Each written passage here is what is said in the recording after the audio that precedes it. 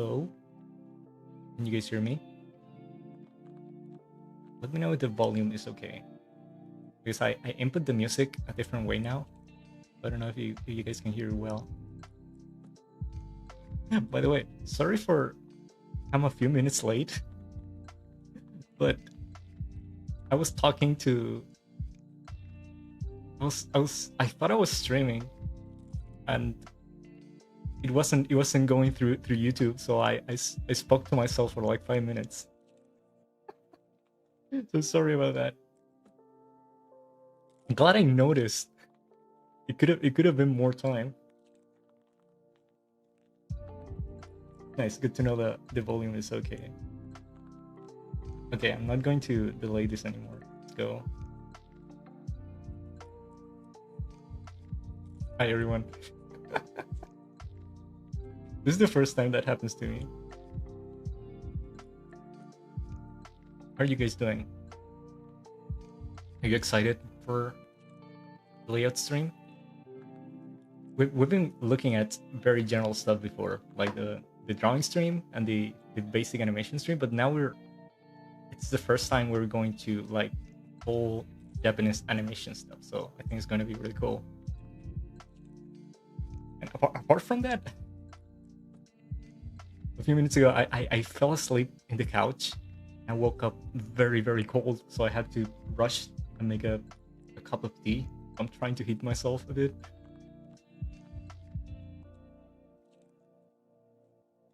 Let me read the end of it. Very happy this is happening. I teach a lot of my students. I guess a lot about anime, so I always send them to you guys. Oh, that's great to know. It's great to hear. I'll try to do my best. Happy to see the chat moving now, because that's how I noticed that I wasn't streaming, because the chat wasn't moving, and I was like, guys, is my chat my chat frozen? No, I was just talking to myself. Okay, let's not waste more time. As some of you guys might know, especially if you're from Sakura Foundry, layout is a very, very big topic. There's literally dozens of books that talk about layout and the story of layout and different types of layout. So it's basically impossible to talk about all we have to know about layout in just one stream or 2 or 3 streams. It's basically impossible. So we're going to begin from the very, very basics, okay? The guys from Sakura Foundry probably already know about this, but we'll try to give you even better information than before. And for the people that are just now getting into layout and Japanese animation, I think this one will be pretty useful. Okay. So, and we can go to TVPay now.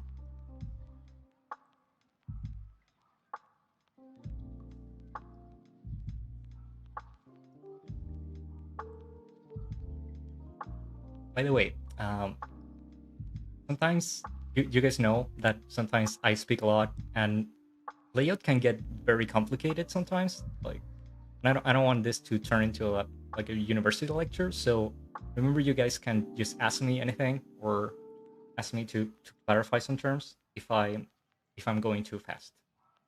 Okay. So most of you guys have probably seen this before. This is the layout template. I'll teach you how to build all of this, and I'll teach you all of the elements in a bit.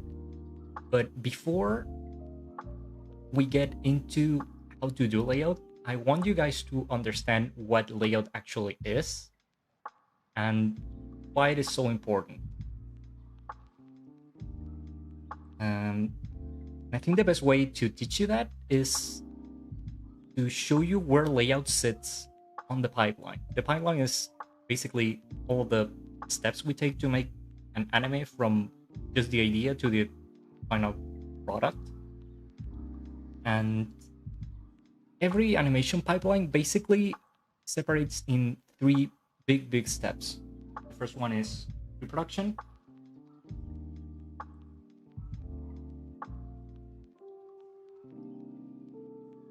goes production.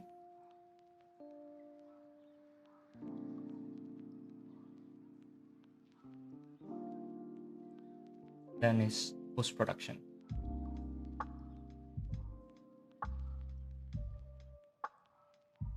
Again, the guys that are a bit into the topic already, they know what this is, but we're going to explain it anyway. Pre-production is basically all the planning stage of an animation project. Here you make your storyboards and your character designs and basically all of the ideation of what you're going to do. And you end up with like a set of materials that tell you how you're going to do your anime. Production is the stage where you execute all of your plans. Basically, here's where you do the actual animation, where you call all of the freelancers and the foreign animators and all of us basically, and the team multiplies a lot. Here's where you have like 200 people working at the same time, like just animating everything based on what you planned on pre-production. And after that, when you have all of those elements more finished, you have the animation, you have the backgrounds and the sound, all of those things, you go to post-production, where you put everything together. You go to compositing and to sound synchronization, and you basically do everything to export the final project. The reason layout is so important is because layout sits here, right at the end of pre-production and the beginning of production.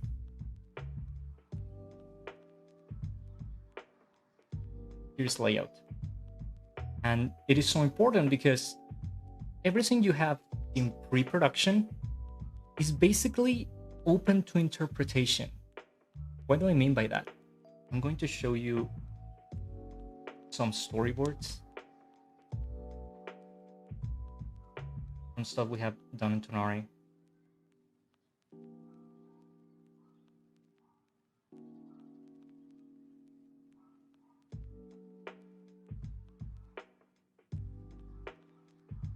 This is how an anime storyboard generally looks.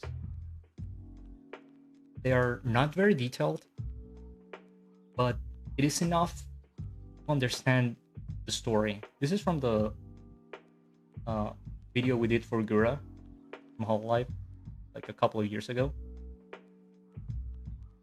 You see, you can distinguish the characters, some of the backgrounds, most of the poses, but the drawings are more narrative than literal. That's the big difference. What I show you here is just so you understand the story and the narrative and the continuity of everything that's happening, but not necessarily I'm showing you everything that is going to be on screen. What do I mean by that? For example, in this scene, she's standing on the beach, but I didn't draw the sky, for example, and all of the clouds. Maybe eventually when this goes to animation, it will be a little bit smaller. Those are the kind of things that change from storyboard to later stages. Because, as I said, storyboard is just so that people in the production understand what's happening in the story. See? Very simple drawings, just enough to get the story right. Layout, on the other hand, is where you take the open to interpretation stuff, you turn them into literally what's going to be on screen. It's no longer open to interpretation. And I can show you some example.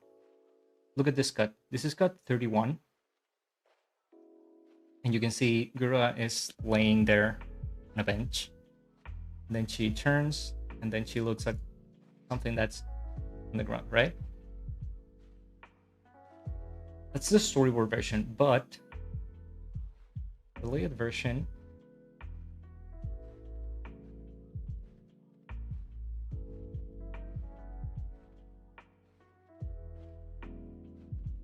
this is the layout version of that cut. And you can see that now everything is very literally what's going to be on screen. We have perspective of everything. We have the layer structure of everything. We have the character on model, or more or less a model. We'll talk about that a bit later. And the final composition, including the camera movements and everything. That's, if you're going to get something out of this stream, I want it to be this difference. Because one of the main mistakes people make when they're learning to do animation like professionally is that they'll say, okay, I have to do the layout of this cut. And they will just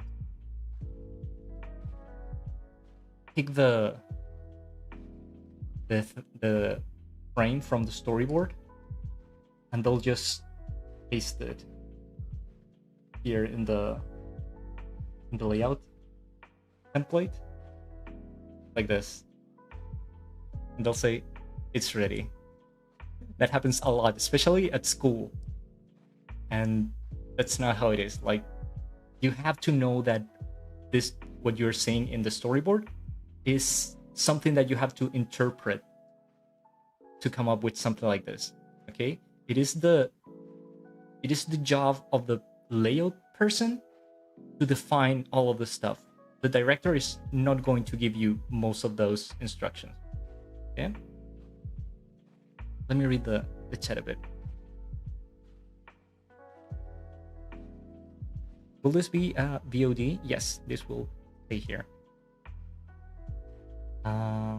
Gorgeous lines. By the way, most of the materials I'm showing you are not made by myself. I made the storyboards, but the layouts are made by other animators that work with us. We had several dozen people animating in this project, so they're all a bit different, and they're not mine. But it's what I have basically permission to show you. They're good materials. Do you guys have any questions of what I've talked about? Is it clear, or I'm being confusing? Let me know before we continue.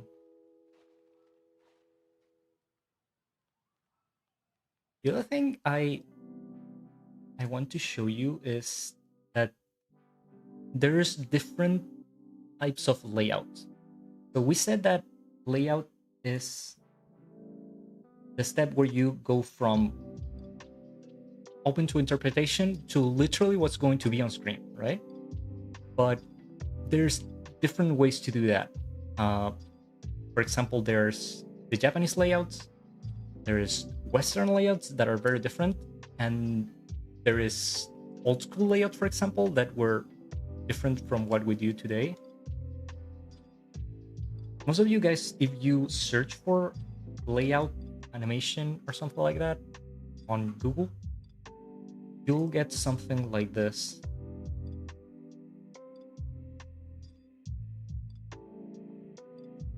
These are Studio Ghibli layouts, which are some of the few that are like widely available, because most studios don't like to publish their layouts.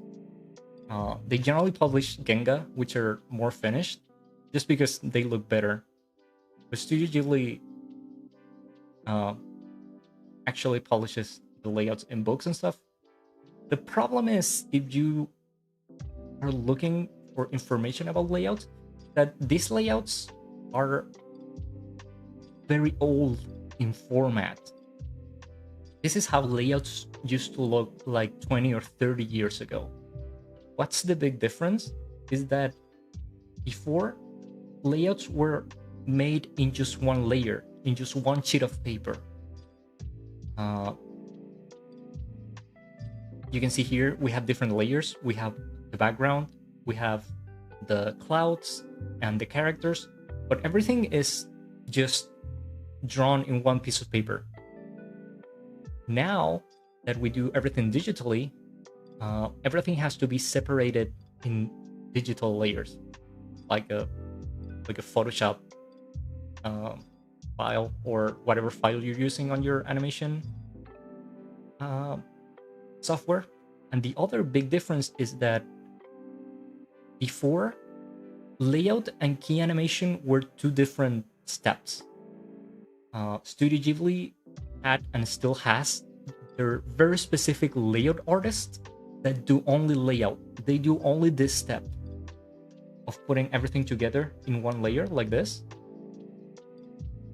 But they don't do the actual animation on top of it.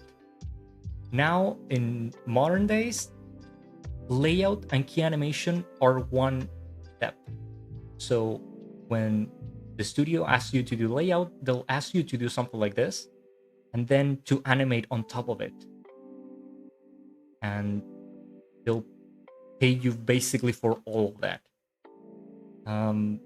That has advantages and disadvantages, mainly disadvantages, in my opinion. The big advantage this format used to have is that layout used to be the work you gave to the best animators in your studio.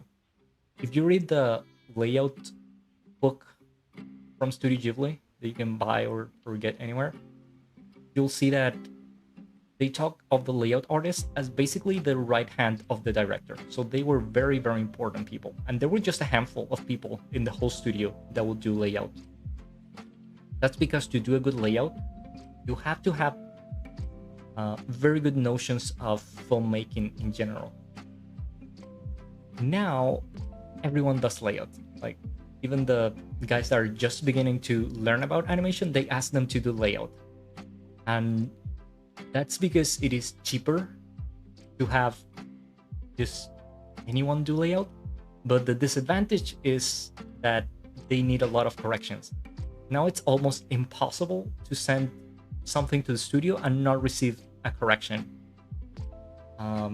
Which you could say that actually makes it more expensive, but that's a bigger discussion. But the thing is, it's probably not very realistic now that we're producing hundreds of animes every season. It's not very realistic to have a lot of people that are very, very good at layout and just have them do everything. I don't think that would work like industry-wide anymore. So now everyone does layout.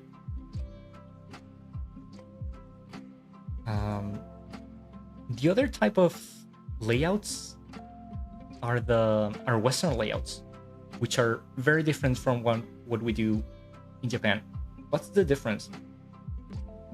As I said, in Japan, layout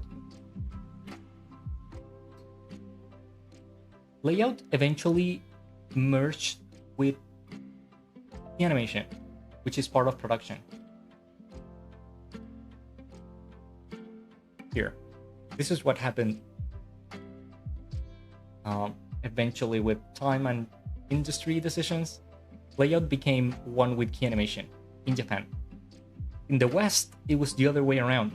Layout merged with something we call the animatic in pre-production.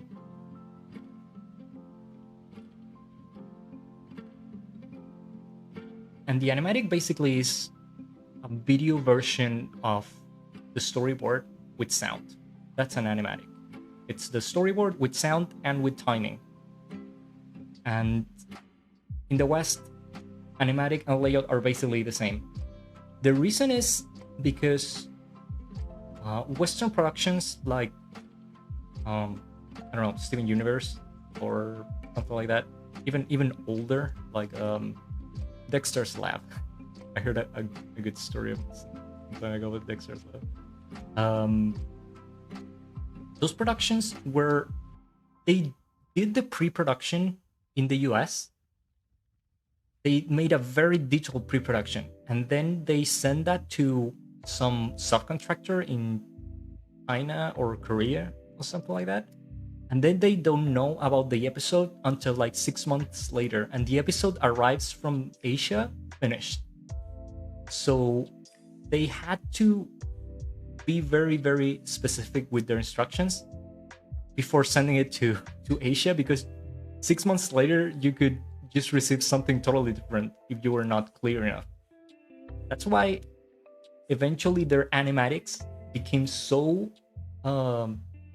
detailed that they were just layout. So that's the big difference between Western and Eastern layout or Japanese layout. Okay. Let me read the chat for a bit. King Cabbage is saying, interesting that you're in TV Paint. I heard Clip Studio is common in anime. Are you generally allowed to work whichever program as long as you keep consistent with their standards? Yeah, actually TV Paint is used more than people think in the anime industry. A lot of studios use it officially, like Trigger and Wit. You sometimes will receive stuff in TV Paint format from them. But yeah, Clip Studio is way more available. I think simply because it is cheaper. Clip Studio Paint is like, I don't know, like $200 or less, I think. And TV Paint is like 2,000 euros. It's kind of obscenely expensive, but the thing is, I learned to use TV Paint at school. That's what they had, and I eventually became so efficient in TV Paint that there was no need to use CSP. But that meant that I had to buy it. So some years ago, I had to spend like a lot of money buying TV Paint. And yeah, the studios don't really care what you use as long as you know how to export your animation. I'll eventually talk about exporting. It's very simple. Some studios will ask you for the original file, like a CSP file, but generally you can just send them a PSD. You do not use CSP. Okay. A lot of people say hello. These are such old styles like Ghibli layouts now called Genzu. I don't know. I haven't heard about the term. I know they called them layouts at that time because that's literally what it's stamped on them. But I don't know what Gensu is. I'll look at it later. Hi Beast, what's up? At 2:23 a.m. in South Africa, but I couldn't miss the live. Oh, glad to know. I'll try to make it brief so that you can sleep a bit. Yeah, I generally don't like to pass 2 hours, but thanks for being here. Hopefully it is useful. Someone's saying, can you teach me walk cycle? We will eventually go to that. I'll do some more specific animation streams later. Anime user, big fan. Hayao Miyazaki will be having Ramon Magsaysay Award for this year in the Philippines. Nice. That guy gets awards every year. I haven't watched a single Ghibli film, even though The Boy and the Heron premiered in the Philippine cinemas. I went to see The Boy and the Heron, and I bought the art book. It's very interesting to see differences between old Ghibli and new Ghibli. You can see that especially in when you compare the art books, because Studio Ghibli, if you remember, when one of the times that Miyazaki said he was going to retire, one of the like 6 times, Studio Ghibli actually closed and everyone was let off, and they eventually had to hire new people. So it's not always the same people making the new movies, and the differences are very interesting. Someone's asking, do Japanese do thumbnailing? Um, you mean like in pre-production? I don't know um, which specific part of the pipeline you refer to thumbnailing. I guess if you're referring in pre-production, like while they're doing their storyboards, probably yes. But otherwise, you can let me know what you mean. Inkavich is saying, Krita is free and does a lot. I love working on it, and so I always ask if I'm on a production if I can use it. They should let you use it, as I said, as long as you can export your stuff the right way. Someone saying in Spanish, how can I make that the lines have different widths, like in One Piece or Dragon Ball Z? Funny story, all of those like brush effects or different line effects you see in like One Piece, for example, they're made digitally in After Effects. When you work for One Piece, they will tell you to just use any line, like without pressure or anything, and they will fix it later.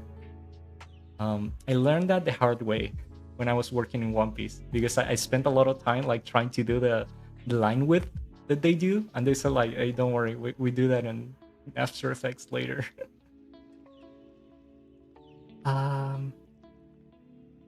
Do many studios still use paper and pencil? Yes, a lot of them. Most of them actually.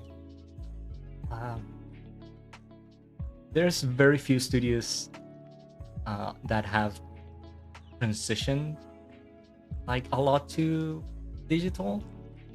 Generally, the newest studios, but even those still use pencil and paper. Sometimes it's not even the studio, but it's the freelancers, because the anime industry is mainly focused on freelancers, and some freelancers use digital and some use paper. So you'll always find paper stuff in almost any production. Bert is asking, which do you prefer, Western layouts or Eastern layouts? It depends on which part of the production I'm doing. I think I like Eastern layouts more, especially if they were the old way. I think the old way was the best way to do it. Like just give layout to the best people you have, so that you have less corrections later. I think the second best option is the layouts that we do now, which are like layout and key animation. And I don't like too much the idea of merging layout with the animatic, because when you do super detailed animatic with all the timing and all of that, you get in the way of the animator later, because you already like gave them all the timing and all of the stuff, and it can conflict with the animator. The animator later becomes like just a guy that completes the cut, and that can get a bit complicated if you give them more information than what they actually need. I know there's a reason why they make it that way. As I said, like they have to be very very detailed, but in my personal like productions, for example, I do not do very detailed animatics, just fairly detailed. Okay, I'll finish reading all of this and I'll continue. Okay. Is there any technique for creating FX? A lot of them. It's basically just FX animation. We'll talk about effects like fire and smoke and explosions and stuff. We can talk about it later. Because liner effects make me confusing. Krita is confusing. I've never actually used Krita, but a lot of people told me it works. Is layout the setup of perspective, shading, and color placing? You have to do perspective and shading in layout. I'll talk about that in a few minutes. Color, not necessarily. Um, Sounds like something I would do. The line were in One Piece. Yeah, it happened. It happened to me the first time. In Attack on Titan season 1, they did it. They did do it manually. Yes, there are some productions that do it manually. I know they did it in the first season of Attack on Titan. I noticed when I saw the materials. And for example, another one that did it, which was kind of impressive, was Hellsing Ultimate, the one that's on Netflix. They did all of the thick line art.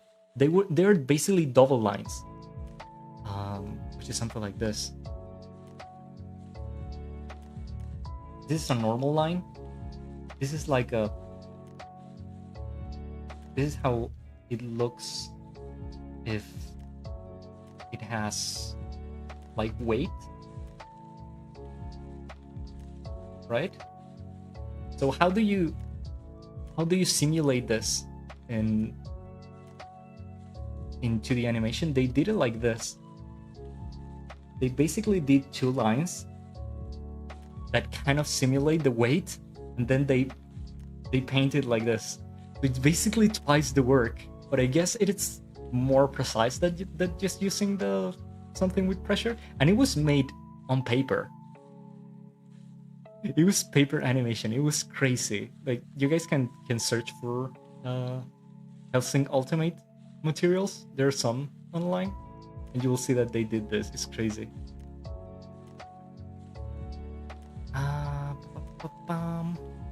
What's the difference between TV Paint and Clip Studio when it comes to animation? I've talked about this a lot, but basically, TV Paint is a very, very simple software. It has just enough so that you can draw, just like you do on paper. And it's also a very, very old software, like several decades old software. And because of that, it is more stable than other softwares. It crashes less, and it just works. Clip Studio Paint is basically a mix of several softwares that were like old, very, very old animation softwares like Redes and what used to be Manga Studio, and other softwares, and they basically put them all together and made a very, very big software that can do a lot of stuff. And because of that, in my opinion, it is less stable than other softwares. It is heavy and crashes sometimes, and it has a ton of tools that you might not need when you're, for example, just animating, and those tools can get in your way a lot. That's why I don't personally use CSP, but a lot of people like it too, so I guess you have to choose. Man, we have a lot of people and a lot of questions. Okay, quickly. Do you prefer animation in ones? I think not for anime. People that watch anime are used to animations on 3s and 4s. If you animate on ones in anime, it generally looks very weird. You can do it for like fights and stuff, or for very specific effects, but generally you don't animate everything on ones.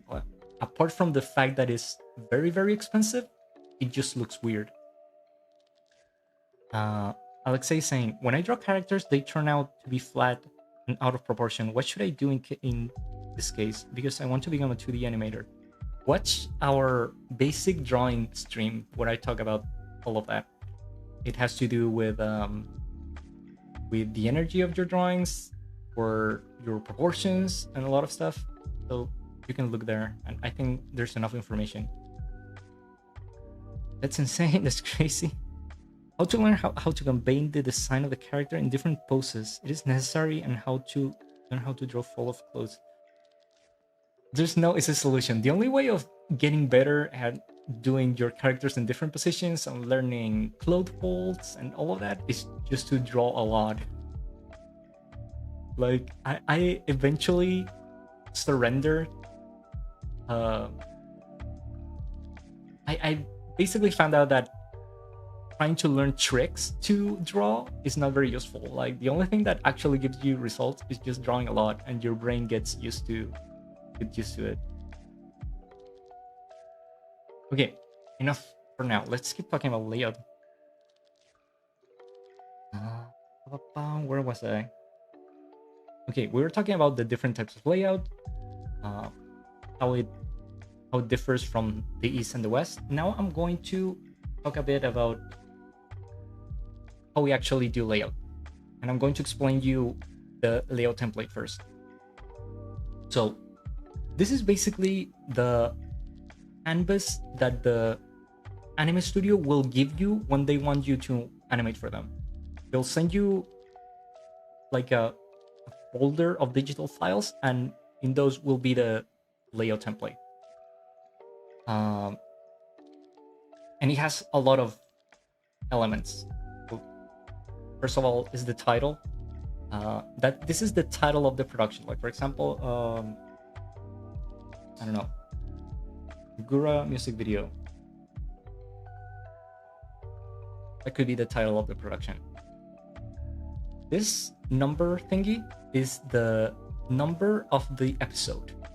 If it's a, I don't know, a music video, then there's no number. But if it is, I don't know, Attack on Titan episode 15, this is 15. This C is cut. That's the cut number of the episode, and it could be, I don't know, 106 or whatever number they give you. And this right here is the duration of the cut. I've talked about this a lot before, but I need to talk about it again. Because before this information was widely available, like I'm talking about like 10 years ago or more, it took me several years to learn how to do this. For example, you would just get any layout like here.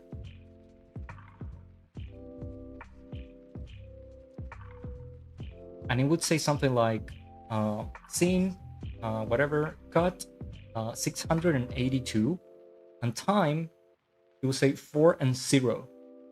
Now, what does 4 and 0 mean?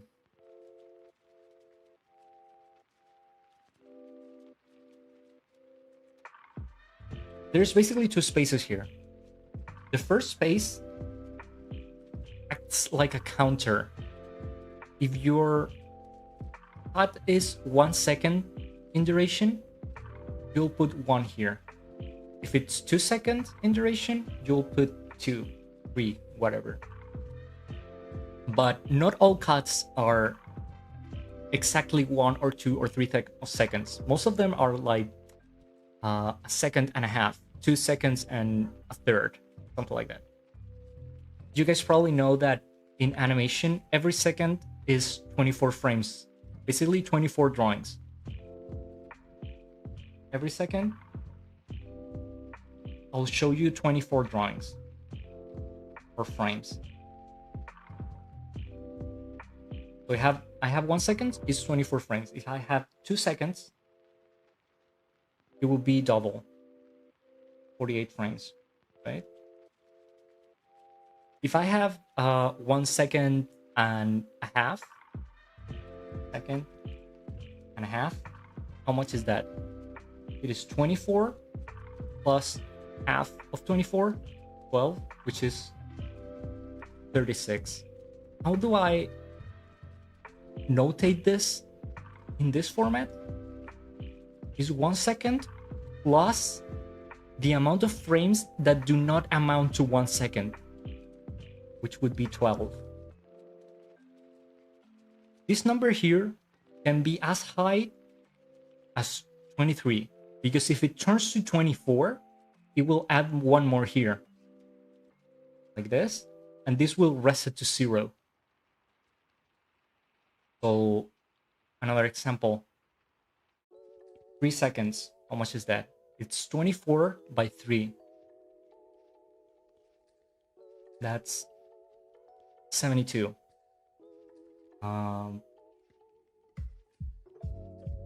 3 seconds and a quarter of a second. That's 72 plus 24 divided by 4, which is 6. So it's 72 plus 6, 78. And how do we notate that? 3 seconds plus, how much did we say? 6. This is 78 frames. Hope you understand, and I hope I'm doing the math well, because the first time I tried to explain this in Sakura Foundry, I did the math wrong. But it's actually very simple math. It's very simple. It's just a bit confusing at the beginning when you're learning how this works. But this should allow you to read all of the durations on every cut, on every layout, and every storyboard. Okay. Any questions about that?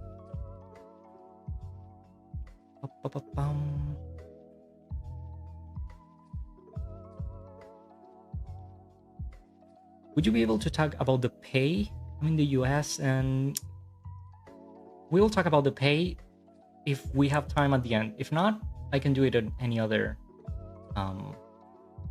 stream, because it's kind of a topic. If anyone knows Spanish, I highly recommend YouTube channel Why So Green. It's so amazing. Helped me a lot. There's an AO tool for coloring, or they'll still use Redis Pro. They just use CSP to color. I know that there are some tools, some digital tools. I don't know if they are like AI tools. I don't know they're there yet, but there are some tools for like mechanical coloring. Do Japanese people use Kakani software? Some of them, but it's not very widely used. Is it normal for an animator who didn't want anime for a year because mentally tired watching it? Hello.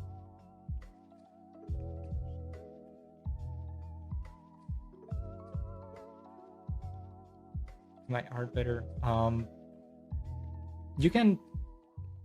Art classes are generally always good to get better at animation, especially like model drawing classes and like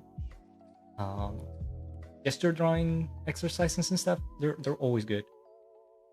24 frames though usually is 12 drawings. Yes, that's the difference between the actual FPS and the amount of actual drawings I'm going to show you. That's a bit. We talked about that in the basic animation stream, I guess.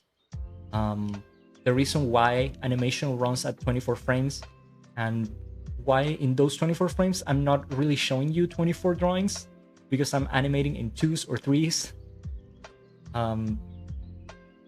You can watch the basic animation stream, because if I explain it now, I think I'll confuse everyone. Is basically video timecode? Yes, it's a Japanese format of timecode.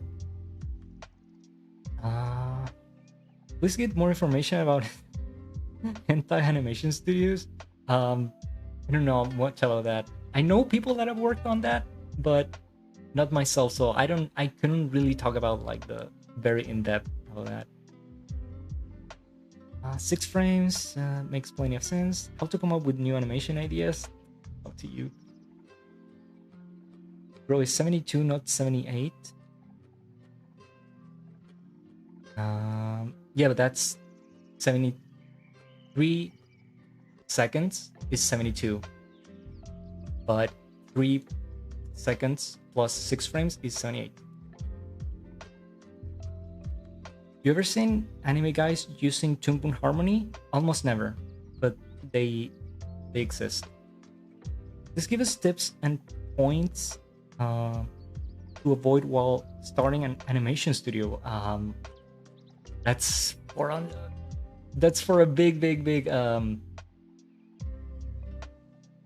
stream on itself. By the way, I'm not the owner of Tonari, so I'm probably not the person to talk about like beginning an animation studio. I can talk to you about the more technical stuff. You can animate on twos. What do slow motion normally use? It normally is done on twos, because if you go to threes and fours, it gets choppy. It meant that I didn't watch anime for a year. I heard my keyboard. No, don't worry, I understood. Okay, let's continue. So yeah, that's how this part works. The part about the duration of the cut, which is basically a time code. It's seconds plus the frames that do not amount to an extra second, okay? Erase this.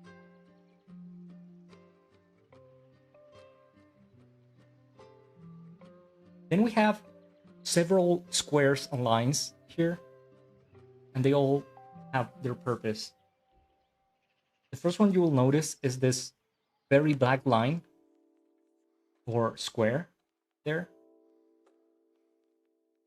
That's the limit of the screen. Everything that's inside the black square is going to be seen on screen, or at least that's the idea. But you also have these gray or dotted lines, one on the inside and one on the outside. The one on the inside is basically a safety limit. This is a very old standard, like almost 100-year-old standard. And it was because before flat screens, I don't know if you guys are old enough to remember that. Before that, televisions used to be round. You guys remember that? Like old CRTs? The television would be like this. And it would be round, right? So the stuff you saw on the screen was curved. And some of it will be curved inside of the device. Like even just a few millimeters, it would always be curved. So this interior limit was useful because you would assume that everything that was outside this limit may be lost in a round screen.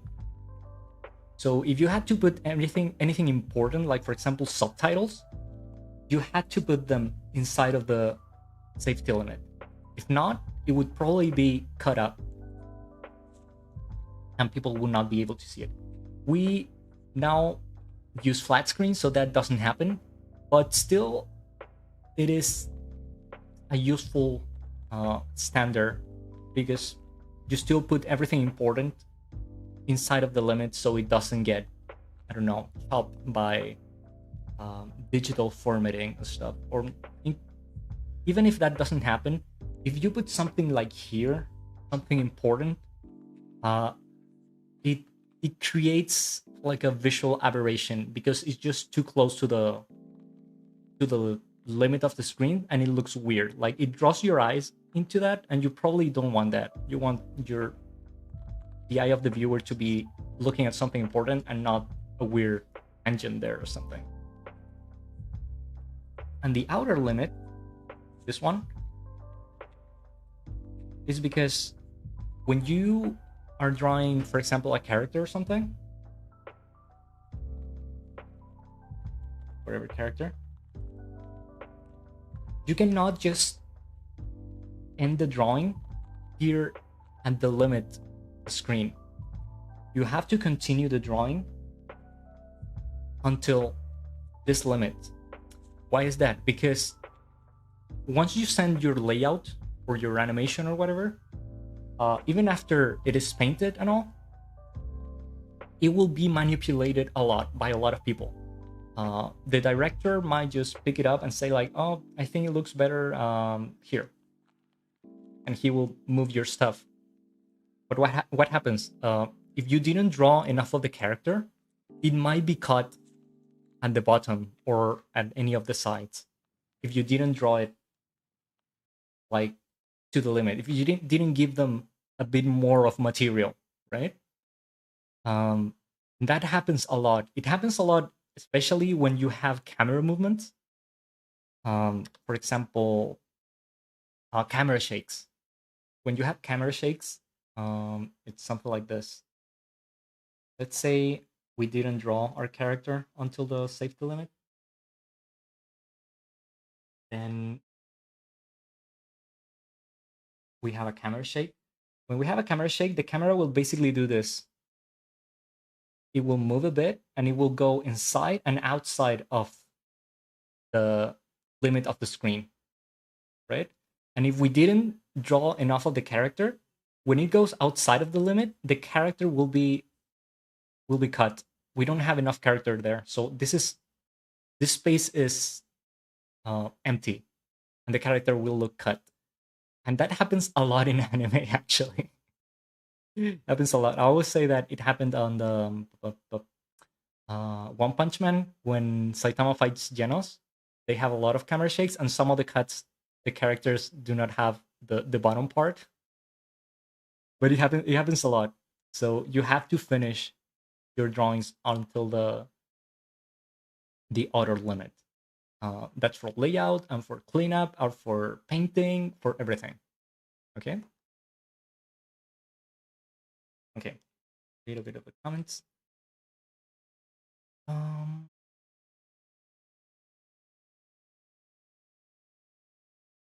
Who didn't own a delicious, perfect color CRT TV?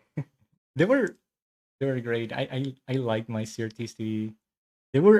They were very heavy and indestructible. I remember when I was a kid, I would drop my TV from like the top of the table. It will crash into the floor, like directly into the screen, and nothing will happen because they were very, very tough. Bro, I used to play the out of my Nintendo 64, just learning about this. Yeah. Do layout guys draw the post-production effects on gradients? Post-production effects? Not really. You can, there's ways to indicate it. We'll talk about that in a bit. How to indicate the post-production people what you want them to add. Can you explain common ways that cells are split for a character, like hair, clothing? Yeah, we'll talk about um, layering your layer. Can you explain impact frames? Yeah, we'll talk about impact frames. Not One Punch Man. Yes, it happened in one. When you make animation, do you draw the animation first and then the camera? Yeah, I generally do the animation first and then the camera. The good thing is that the camera generally comes already indicated in the storyboard, like here.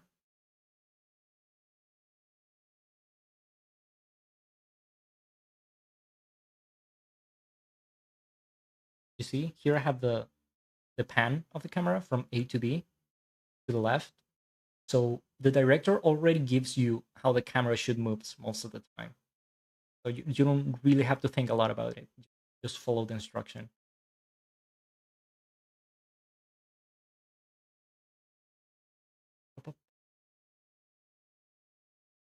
Happened in cell animation a lot. Yeah. There's some very funny examples of cut characters and stuff like that when in cell animation.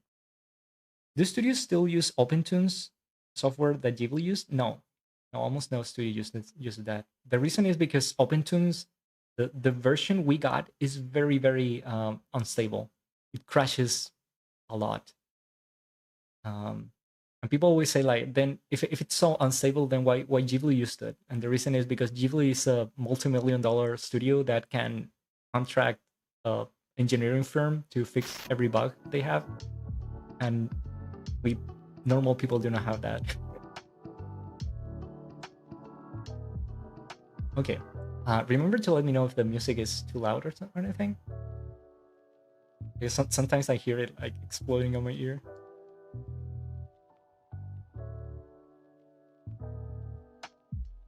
Okay.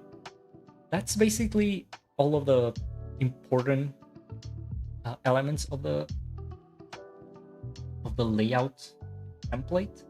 Other stuff are very self-explanatory. For example, We have these lines that basically tell you where the middle is. This stuff, just so that you can do your composition with better.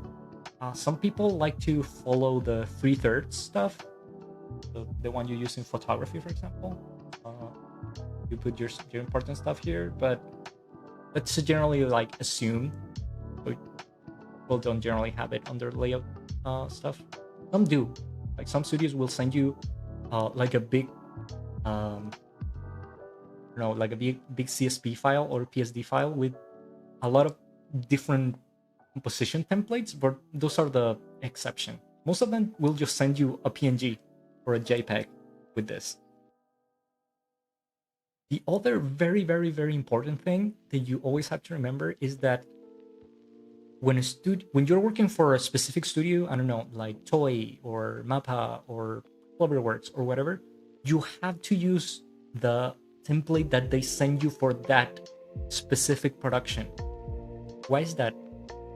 Because all of the layout templates from every studio, they kind of look the same, but they are not exactly the same. They always have different pixel sizes or different resolutions and stuff. And if you use a template that's not from that studio, when you get to compositing, you will basically mess it up because they already have all of their tools calibrated to work on this specific layout that they use. And it's also would be kind of awkward if you were working for like Toei and you send them a Mappa layout stuff. That would be kind of awkward. But you don't do that. And you generally do not use, for example, old layout templates. If you worked for, I don't know, One Piece 2 years ago and you're working for One Piece now, you generally ask them for a new layout template because they could have changed it. Point. Yeah. The other thing that you can never, ever, ever, ever do is resize this in any way. You cannot do, for example, 2x and make it twice as big or smaller, or do this, for example. Do this and make it smaller. You cannot do that because that would just mess it up. What you can do, though, is resize the canvas like this. For example, if I have a big camera movement like vertically, you can do this and get a bigger canvas, but the layout template stays the same size. Okay, that's the thing you can do. For example, have some layouts they did that.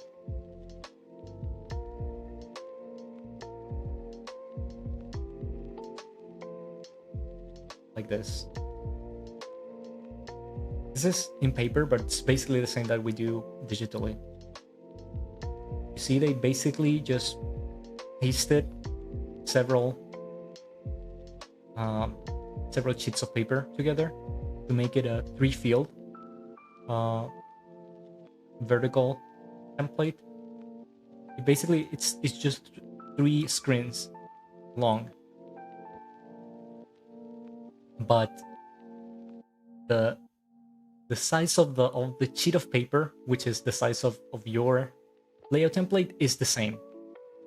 Okay, you can make it bigger, but I mean, you can extend the canvas but never change the actual size of the template, because that will mess up all of the things, all of the sizes and resolutions, and the studio will just ask you to do it again if you send them the wrong sizes.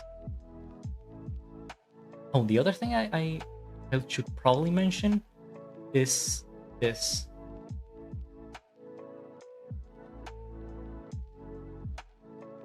These things on top, you will find on almost every layout template.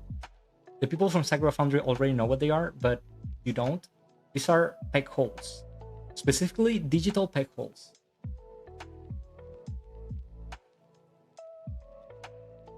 These are when you work on paper, actual paper, they are actual holes in the paper, like this. You see, these are physical holes,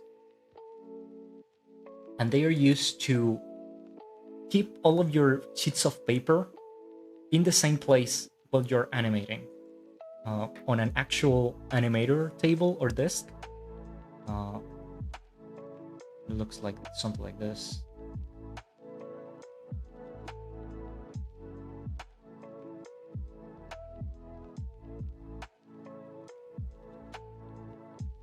You see? Here are the peg holes at the bottom. And he moves his pages a lot, but they're always attached to the peg holes, so they do not get scattered. And the animation, even if, I don't know, the producer drops all of your sheets on the floor, they can just get them together again if you put them on the peg bars.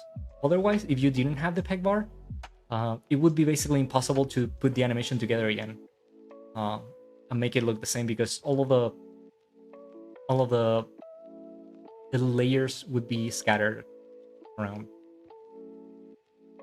Oh, and you might have noticed that in the West, generally, people use the peg bars at the bottom of the page, like this. But in Japan, they use it on top. Like, why is that? It's just preference and tradition. For example, Richard Williams from the Animator Survival Kit, he liked to use the peg bars on top, but most people, like from Disney, for example, they use the peg bars on the bottom. The Japanese use the peg bars on the top because they learn most of these techniques from Warner Brothers and Hanna-Barbera, and those guys use the pegs on top. It's just tradition that never changed, but it's really not that important. And the thing is, if you ever animate on paper, which might happen, for example, if you go to Japan and get just a job in a studio, they might just make you animate on paper. Or if you want to do it at home, the big barrier that you will get is to find a puncher for making these holes, which are very, very difficult to get. They're very scarce and they're quite expensive. They're more than 1,000 euros at the very least. And they're very heavy and very difficult to transport. They look something like this.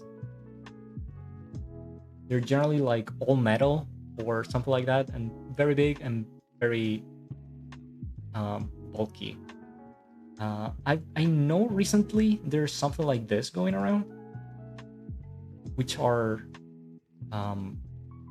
supposedly like more transportable, like they're just smaller, but I don't know how good they are, honestly. I know Tonari has one in Japan, but if it's really that good, I don't know.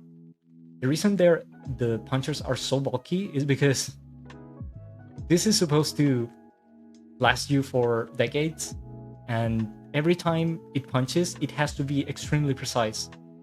So they make it as durable as possible. So if I look at the portable one, I don't know if it will be precise for too many years, honestly.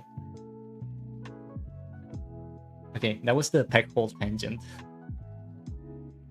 Let me look at the comments for it.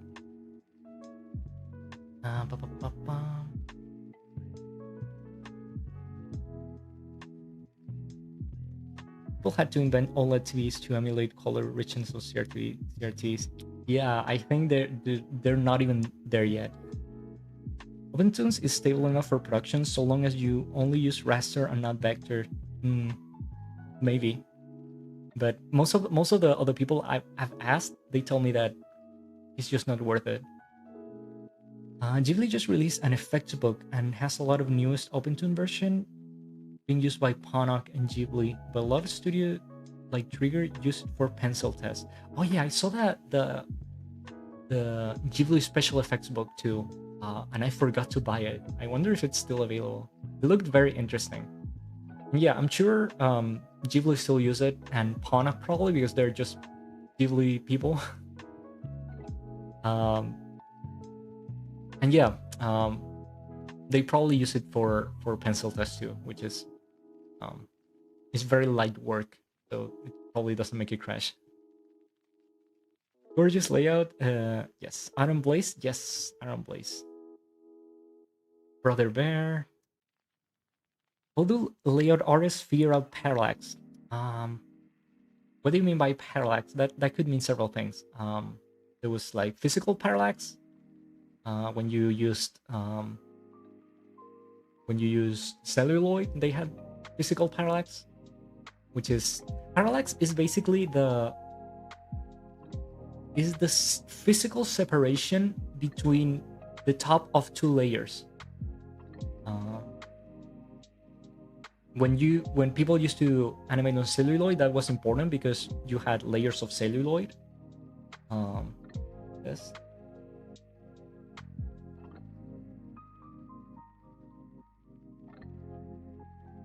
Or you used to have layers of celluloid.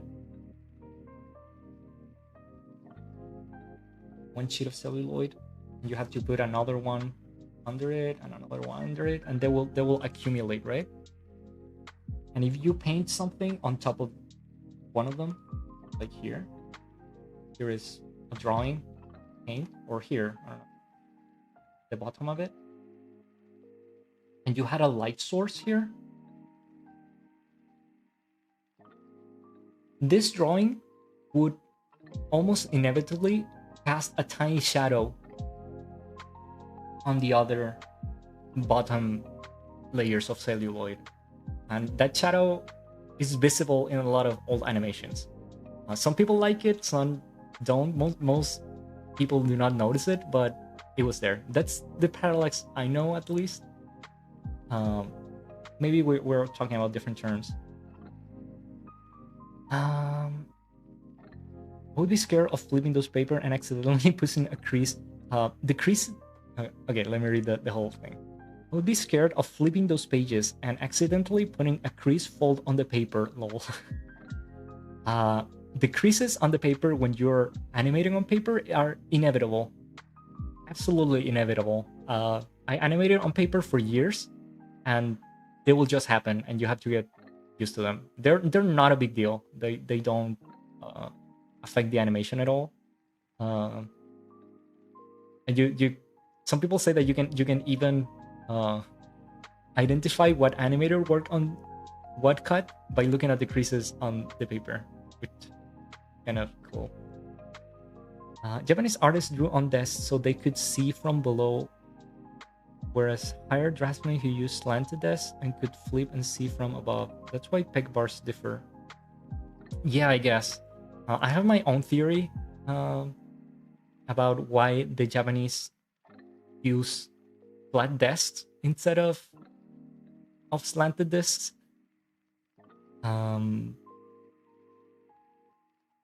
Because in the West, most animators use slanted tables, like the one Iron Blaze had, like this.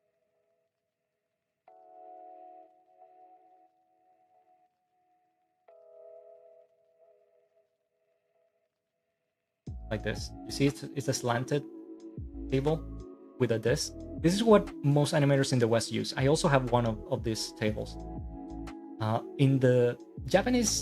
In Japan though, they do not use this. They use flat desks that sometimes can slant a bit, but not significantly. And when you watch documentaries about Japanese animation, you will see the animators sitting like this, while drawing, with their backs totally arched over the drawings, which is not healthy at all. And I think the reason they do that is because of space. If you go to a Japanese animation studio, like physically, you'll see their rooms with dozens and dozens of these desks, and they're all very close to each other, like basically all of them together. Whereas when you use a slanted desk like this, you cannot put anything on here. Like you cannot put your objects here. Some of them have some furniture here, but it's basically not enough space to have, like, I don't know, your pencils and your paper and all that. So when you work on a slanted desk, you need extra furniture, like an extra little table here or some drawers here and stuff. And most Japanese studios do not have space for that.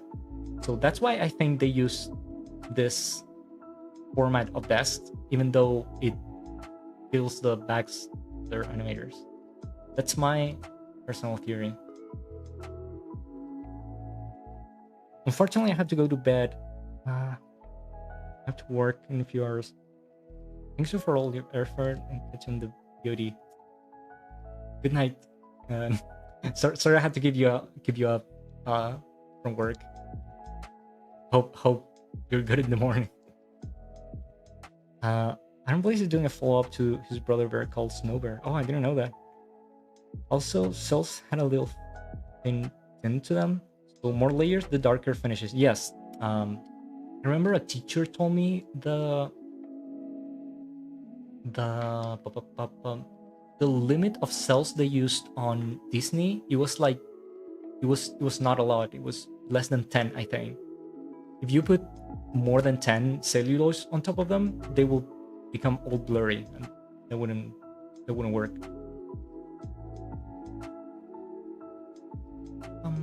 I think by Parallax he was asking about multiplane camera motion. Yeah, that's probably what he was talking about. We'll talk about that in a bit. Man, I have to keep talking about layout. But this is going to get very, very long. Okay. I'll keep reading your stuff a bit. So we talk about the layout template. That should be clear to most of you. Now we have to talk about this. Dun, dun, dun. We have to talk about the timesheet, because this is the other 50% of your layout work. Again, the guys from Sakura Foundry already know how this works, but the people who are just beginning on traditional animation, this is very, very scary. But don't worry. The truth is that the timesheet is the easiest part of your work when you're doing layout. It's basically the easiest part because it is something that you just complete at the end, at least if you're working digitally. So we'll go through all of the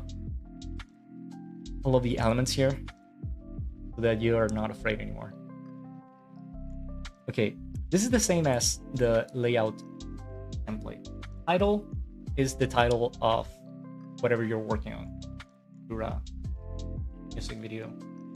Episode, the episode that you're working on, I don't know, 5. Scene, almost never used, except for example when you're working on a film, they might have scenes. I don't know, scene 2. Or if you're working on a normal episode, they don't have scenes, just don't do anything there. Cut, same as the other one. 106. Time, the same, the duration of the cut. 2 seconds. 48 frames.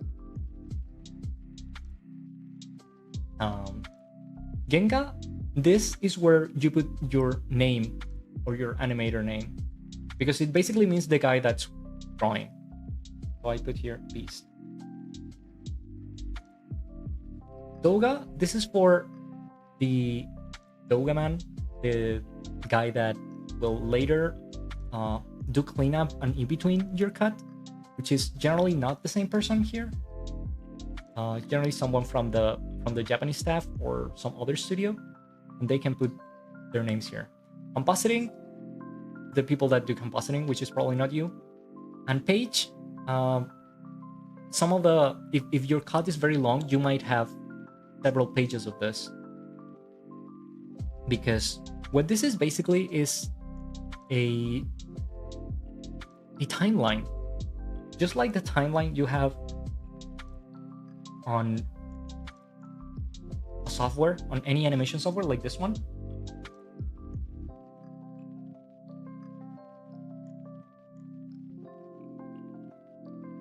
Like this timeline right here.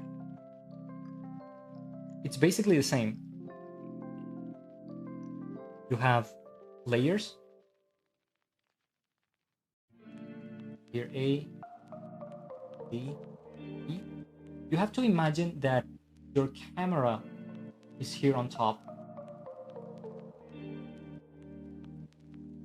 So layer A would be the farthest away from the camera, and on top of that, all of these layers get closer to the camera.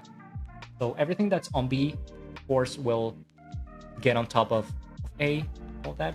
And here, under A, is the background, but we all know that, so we just don't write anything there.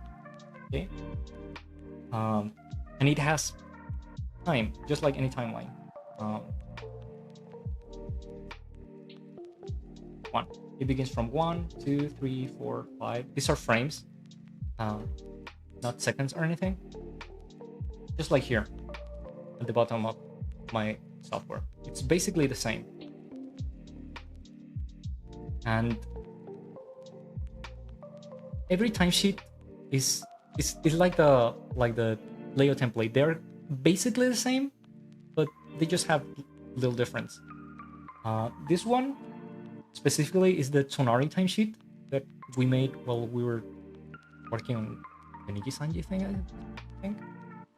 And every timesheet, every Japanese timesheet is around 6 seconds long. You can see it begins in 1. It goes down here until 72. And then it continues here at the other half of the timesheet. First half, second half.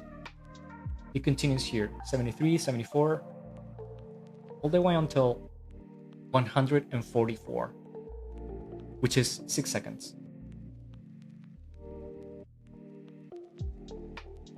But what happens if your cut is longer than 6 seconds? Then you have to add another page. So you would have page 1 of 2 or 3 or whatever, right? The problem is with most timesheets is that if you add another page, it will not begin from 145, which is the continuation of the previous one. It will begin on 1 again. But this one is not actually 1, it's 145, 146, 147, and so on. So if your timesheet finishes, I don't know, here,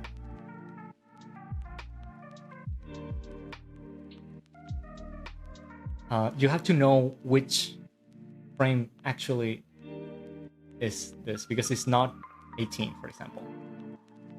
It is 144, which is the previous sheet, plus 18 is 162. See, just a little bit more of math. The other elements here are the memo zone, which is this one.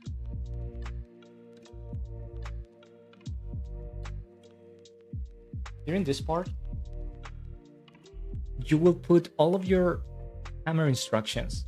If the camera moves, or we have, I don't know, some special effects, like something that has to be added on post-production, something like that, you will add it here. Then we have this part, which is, I think, very unique to the Tonari timesheet, which is basically a counter of cells, which the producers added because they don't like counting them themselves. So they asked us layout people to count the cells. Basically, if layer A has 5 drawings, and layer B has 3, the total is 8. That's basically it. But most timesheets from Japan will not have this.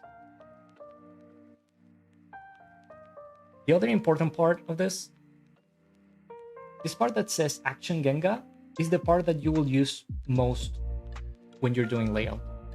Basically, all of your drawings and all of your stuff will be notated here in this column. In sound is the sound. Every sound effect that is important to the scene should be notated here, and every dialogue should be notated here.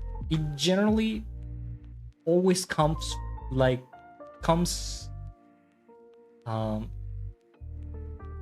built in from the studio, because it's the director work to do the sound here. For example, if we have Gura talking, they'll do something like a J here. They will tell you how long Gura talks until 18 or something. He says something. And then you can base your animation on these indications of sound. And then she stops talking. There's something like this. And then he talks again for whatever duration. Right? Same with sound effects and stuff. They're notated like that. The other column is Doga, which is almost the same as this one, but this one is the column that the person that do cleanup and in betweening will use, and you should not concern yourself with this part when you're doing layout, okay? Because they have a different way to fill it, because all of your drawings are already processed and they have to be renumbered, so we'll not go into this, just not to confuse you. The one you have to pay attention though is this one, which is camera. Again, if you have any camera notation, as I said, you should put it here in the memo. Like for example, here we have a camera notation, which is a pan from A to B to the left, right here, and it's notated here, right? So if I'm working on that specific cut, I'll have to put pan from A to B. You might notice it's not the same direction as in the storyboard. They go to a different direction. That's not really important. If you know that it's going from A to B, that's enough. Okay? So you generally do it like this on the timesheet. And apart from putting it here in the memo, it would just look like this. You have to put it here on the camera column so people know the duration of the pan. For example, let's say the pan is 1 second long, and then the camera stops moving. You write something like this. And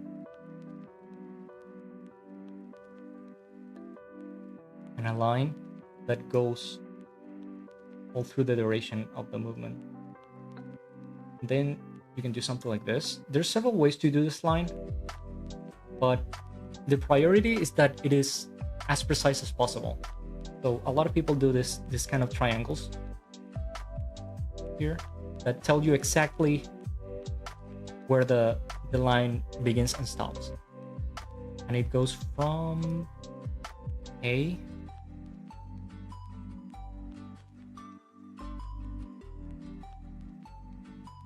that's how you put it on both. And it has to be on both. It cannot be just in one of them. Okay? Again, just to tell you the duration. Sometimes this column would have nothing on it, and sometimes it will be filled with a ton of different indications. It depends on the type of cut. Okay, and my tea got all cold. Let me read what you guys are saying.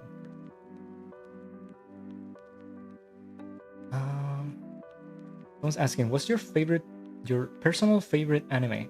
Rosen Maiden Season 1. That's my favorite anime. Slanted table better for spine? Yes, definitely. It is way better. Related to that question, how do Japanese animators deal with ergonomics? Even in my 30s, leaning over even slightly causes my back issues. I don't know if I could say that they actually deal with it. I think they just deteriorate, sadly. Because yeah, like if you look at them in any documentary or if you go to Japan and see them working, they're all like curved over their desk, and that's definitely not healthy. And some of them they have tendonitis and stuff. Yeah, I don't think that they have developed a lot of ways to deal with it. Even when they use, for example, Syntix and stuff, they use it flat on the desk, and that's actually terrible. So yeah, you should worry about your own ergonomics, if possible. Do they do physio? I doubt it.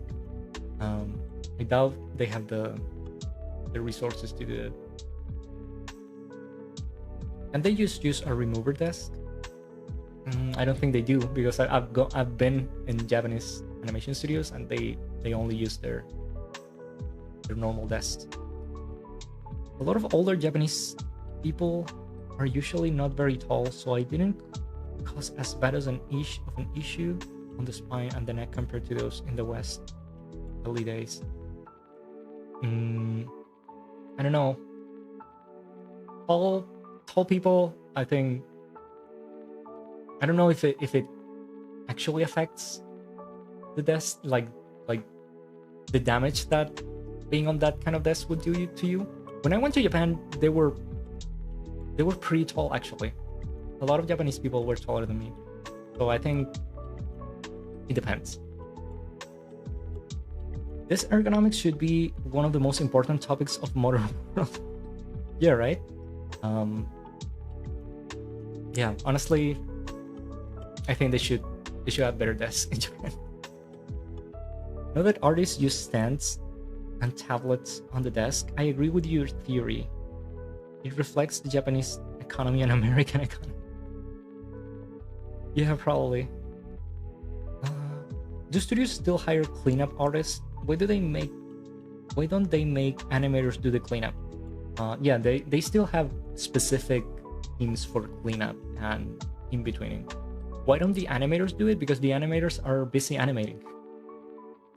Because you just need a ton of animators every time. So if you make them do the cleanup themselves, they are not animating. That's basically the only reason, I think. Derek is saying, just started working in anime and been watching your videos. Thank you for helping out the community. I'm glad it was useful. And that I think that those are the most important comments that people tell me, that these videos are useful on their careers. Thank you for the comprehensive guide. Thanks to you for coming. It might be better to get a tablet just for ergonomics. They usually come with a tilted platform. You can buy one for cheap. Well, I use, you can see here on my model, the pen display I use is basically the same as this one. It's tilted just like it's like an animation desk, so my back doesn't suffer that much. But yeah, it's way better for your back. I'm going to have to go sleep now. Go to sleep. Yeah, you guys, if it's very late for you, you guys shouldn't stay up. You'll be able to watch the VOD later. I've been working on the American industry as a board artist and took the jump of working in anime because that's a new skill. Yeah, it's very interesting going from Western animation to Japanese animation. That's exactly what I did too some years ago. Okay, let's keep talking about layout. What else do I have to show you? Man, as I said, layout is such a big topic that it's impossible to tell you everything, but I'm trying to give you the very basics. So We talk about the layout template and a bit of the timesheet. What else should I tell you about the timesheet? Maybe I should show you some layouts first, so that you have some more examples.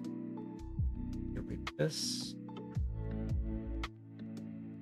You already saw these layouts, but we said that they're kind of old and no longer the format that I use, because they said this is all in one layer. Now you have to do like digital layouts with a lot of layers and the key animation.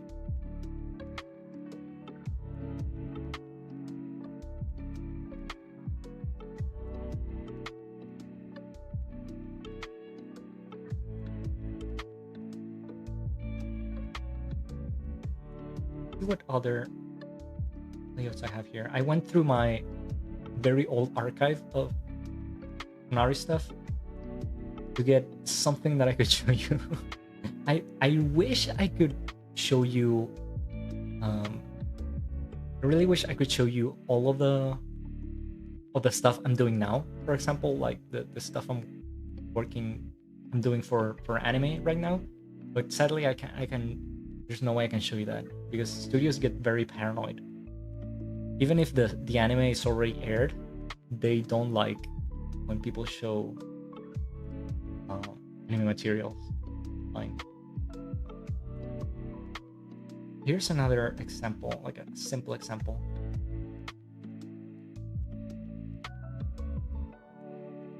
This is from Cut.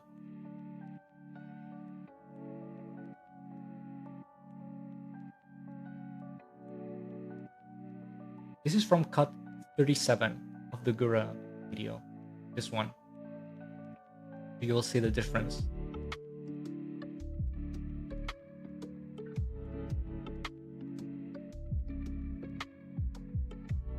This is one of the few layouts that I made myself for the video. Even though I was the director, or maybe because I was the director, I didn't really have time to actually animate on it. And you see the difference in detail. Again. Oops. Storyboard is open to interpretation. It's just so that people understand the story. Whereas the layout is way more detailed. This is actually what's going to be on screen. For example, the position of all of these posters, even though it doesn't have all of the drawings because those were made later, the position of all of the stuff is the one that was present on the final product. Same with the position of Gura's head. Like, this is the final position of the character. So we went from open to interpretation to literally what's going to be on screen. And it even has a camera movement. See, this is a track up, which is when the camera gets closer to something. And it has an SL, which is a slide notation. We will talk about notations a lot in the future. Notations are the other part of layout that intimidates a lot of people. And notations are basically standard instructions that you have to give to the people that come after you in the process. But for example, SL means slide, but you have to write it like this. Here's in English, but you have to write it in Japanese, but it's always SL. So when people see SL, they'll always know there's a slide. And there's literally hundreds of different notations that you have to either learn or have somewhere handy to just pick it up and paste it there. But you have to know how to use them. That's the thing.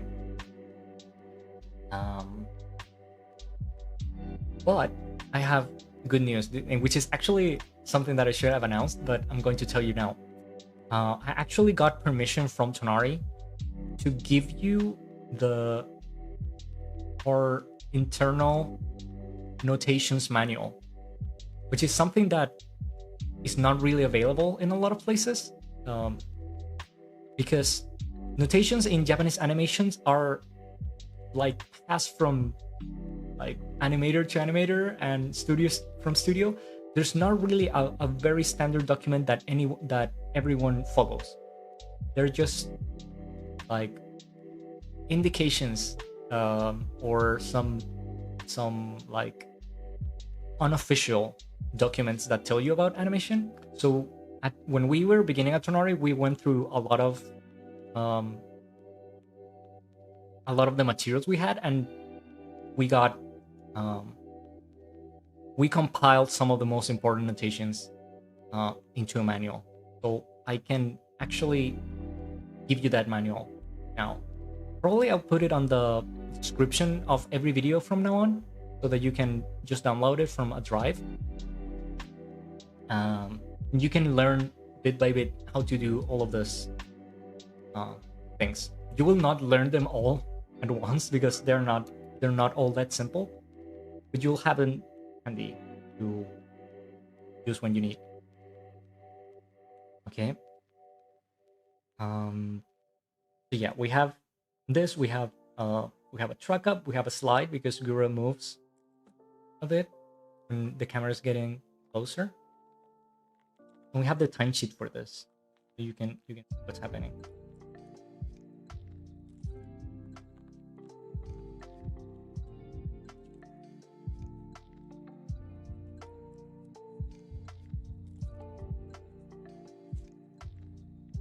So let's compare.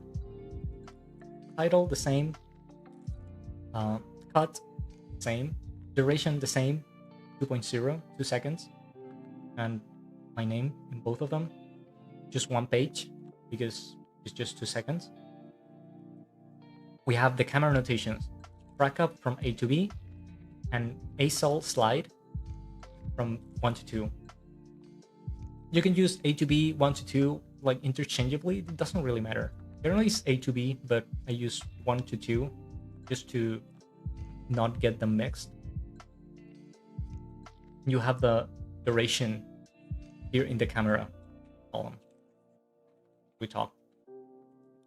And here in A, as you can see here, Gura doesn't, the drawing is not actually animated. We just move it from one position to the other, but it's not animated.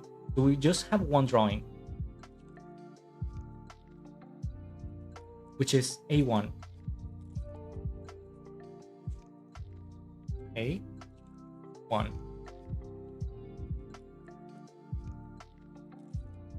A1. Right? That's the only actual animation drawing that we have. And here we have something that says Tome in Japanese. Tome basically means that it's a still. That there's just one drawing and it doesn't move. That's the way we tell people that, okay, you don't have to look for more drawings. There's just not more drawings. And then that we make an indication here with a squiggly line to tell them that this is what happens until the end of the cut. This is something else I have to mention to you. When you reach the duration of your cut, here's 2 seconds, you'll have to cut your timesheet, which basically means you have to cancel the rest of the timesheet to tell the people that there's nothing after that. Here's 48, 2 seconds, 48 frames, and you cut the timesheet like this. You basically do a horizontal line like this. Then you do like a squiggly thing to tell people that there's nothing after that. And what we did here, you'll sometimes see in timesheets stuff like this, like one for example, and then you'll see a squiggly line, or you might also see stuff like one and a straight line. The squiggly line and the straight line do not mean the same. The squiggly line means that there's nothing after this drawing. There's no more drawings in the future. There's no 2 or 3 or whatever. This is basically the end of this animation, and it lasts until the end of the cut. But if you see a straight line, it means there's more drawings in the future. So you will have to expect to see a 2 or a 3 or something like that in the future. That's the difference between this line and this line. Okay.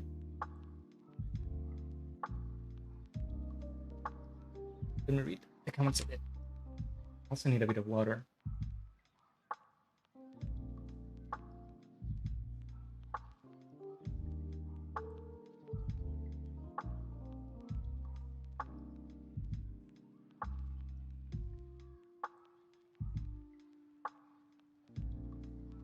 Someone saying Ghibli layouts are a breed apart. Yeah, they're very special. Even though the format is no longer in use, I think they're a good reference for quality. When sometimes you're doing layout and you're not sure if you're being too rough or you're being too clean or something like that, you can always look at Ghibli layouts and say like, am I at that level of like cleanliness and clearness? Like, do I have all my instructions clear and my drawings do look as good as this? And you can compare your stuff with theirs. I think it's still a good reference point.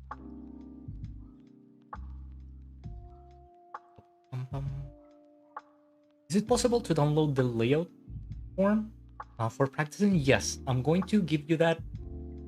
I'm actually going to give you from now on in the following streams. I'm going to give you all of the materials I use, as long as they are from Tonari. Like I can give you stuff from the Gura video. I can give you our layout template and our timesheet template.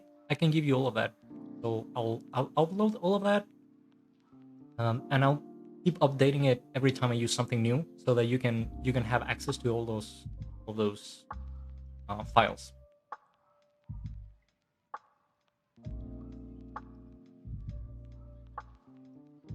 What resolution layouts have to be to avoid pixelation and blurring? Again, if you're working professionally, just use the layout they gave you and do not worry about resolution, because you cannot change it. Okay. If you are working on your own and you're making your own stuff, the field, which is the size of the screen, this one inside the black line, is generally is generally 1080, like this. It's just full HD. This one in particular is 200 dpi, but if you're not going to print it, it doesn't really matter. It could be 72 or 300 or whatever. But this is the size of the screen generally, unless you're doing something in like 4K, which is just now being used sometimes. But anime generally works on just full HD. So yeah, if you're not going to print it at any point, don't worry too much about the resolution, just about the size of the screen.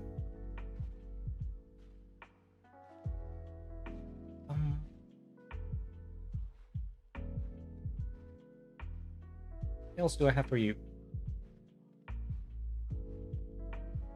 By the way, this is the first time we have a moderator on the stream, which is Dango, which is the person that is in charge of Sakura Foundry. So if Dango, if you see something that it's important and I forget to talk about, you can let me know too.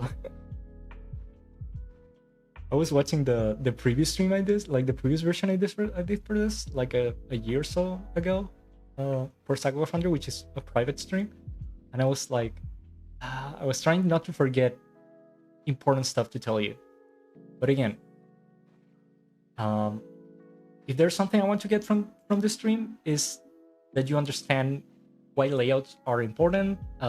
Where are they on the pipeline? That you understand the big difference between what comes in pre-production, like the storyboards and all, and layout. Okay. We're not going to talk much about animation yet because we already talk about that on the basic animation stream. If you really like want to learn animation itself, but we will keep talking about like how to animate in the layout during the rest of this, all of the streams coming after this. So just to remember a bit, the things you have to do on your layout that are different from storyboard.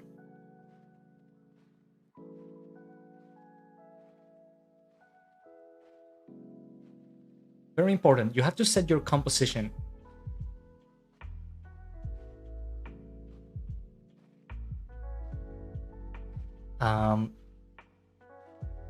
What you see here in the storyboard,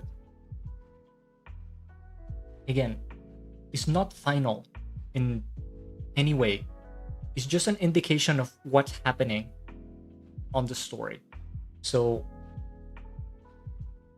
if I'm going to do a layout of this cut, probably what I will do, I'm going to pick like a cut from this, and I'm going to come here to my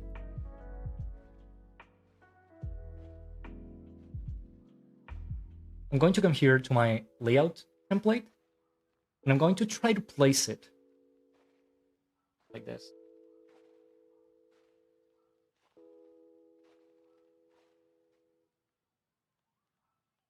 But I'm not going to be limited by what the storyboard is showing me.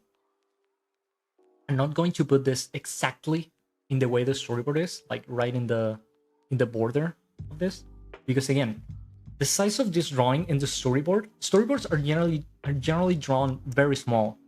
Like if it's a physical storyboard, it's no bigger than your hand, and the layout is way bigger. So there's no comparison in the precision of the storyboard and the precision of the layout.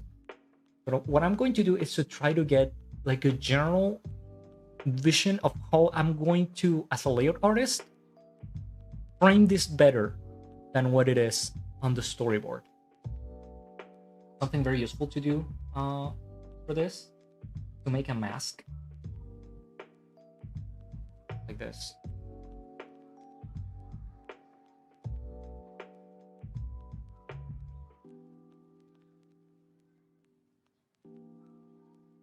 The selection, bird, do a black mask like this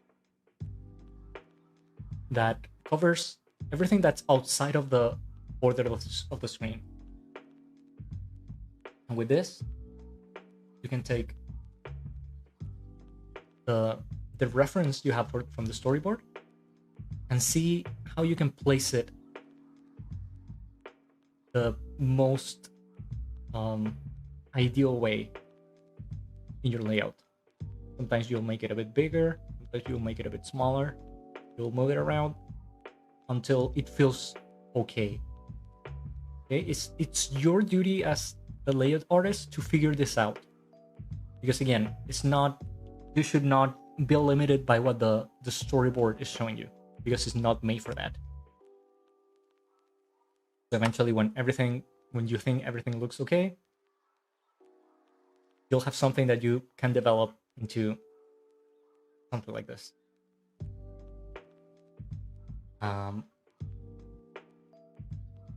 That's the first thing that you should do again on your layout. Think about the composition.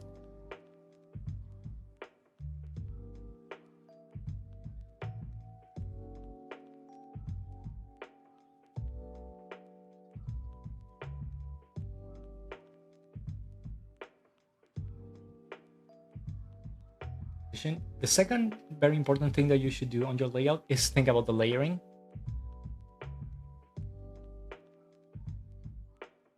Like here, if you look at this, I'm not telling you which part of the drawing is, which part of the cut is in what layer.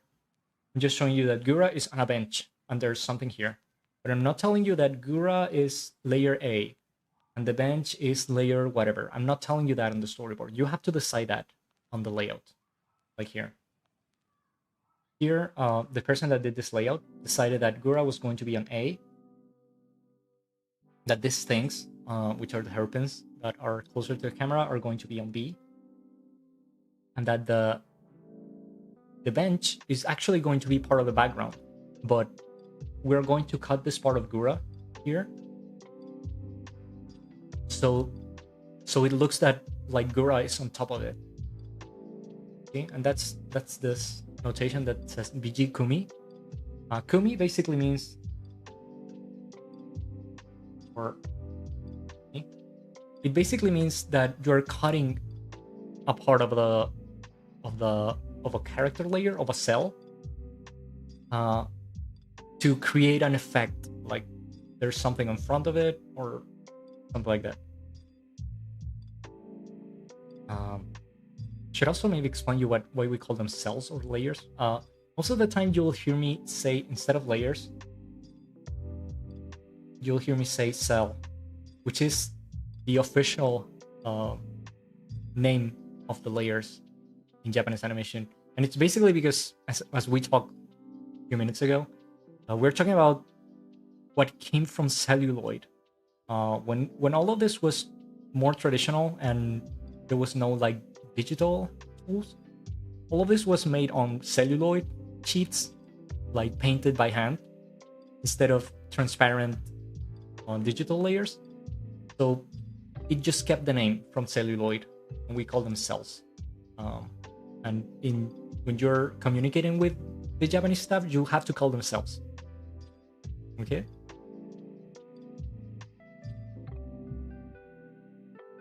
See the comments of it. In our call, they have told me that 72 DPI is good for digital only, and 300 DPI is for professional prints. Yeah, but again,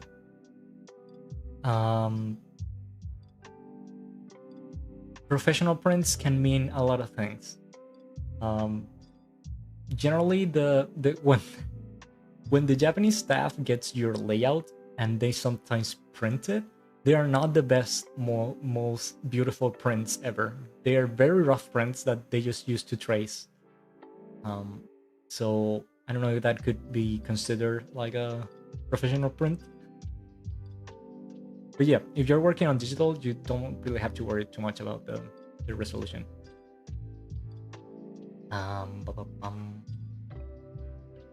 Let me show you some other layouts so that we can compare more from the storyboard to the layout. Have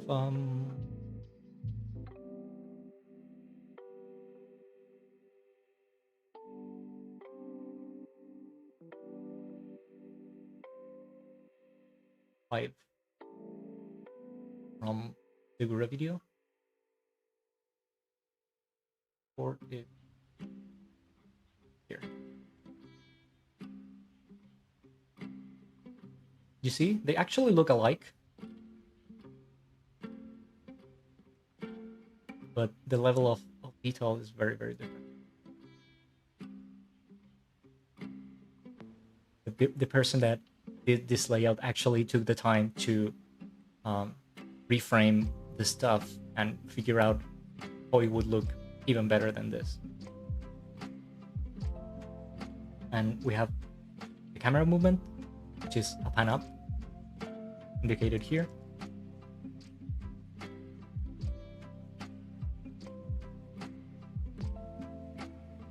It's happening here.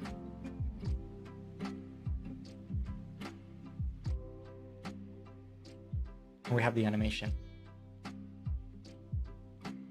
This we're just rolling over. And then we have this iris that's and opens in the next cut. Um, just so you know, every time you see uh, pink, generally in all of the materials I'm showing you, is because pink is the color of director corrections, like the Enchutsu that we call that the director of the episode or the production. He usually uses pink to make all of the corrections. And other types of directors, like Sakans or Sosakan, the person that later correct your drawings, they have different colors for their corrections. So if you see pink, like pink uh, drawings, stuff like that, is generally because the director corrected something like this. I was the director in this episode or in this production, so these are my drawings, which are very simple because they're just like corrections that someone else had to um, implement. But yeah, that's basically where there's a lot of pink in these files. Here I'm telling the animator that he needed an extra pose for anticipation before she rolls over. And I completed the spacing charts here. They're also mine. So even after you do your layout and you think it's very pretty and perfect, it's almost sure that someone will take it later, like the director or someone else, and they're going to change something. Because as I said, if everyone is doing layout, it's almost impossible not to get any kind of correction. So do not feel bad if you begin working for Japan, something like that, and you think you made your best job and you receive corrections for every single one of your cuts. That's normal. Do not panic like me when I first began working for Japan. The first time they sent me my corrections, I thought I was going to die, but it's normal. It's really, really normal. So it's actually unusual, extremely unusual, not to get corrections on your cuts. It almost never happens, even to very, very, very experienced people.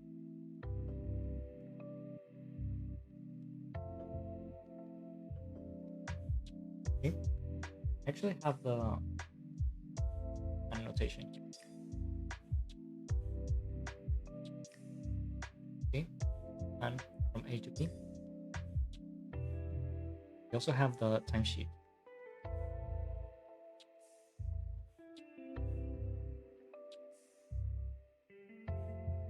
Again, pink, because this is my version of the timesheet, which I corrected.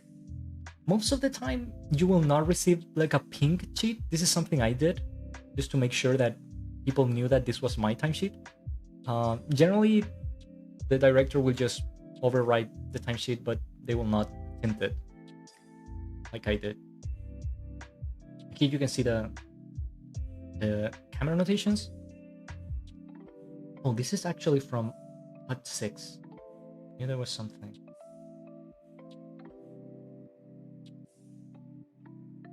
Have the other one?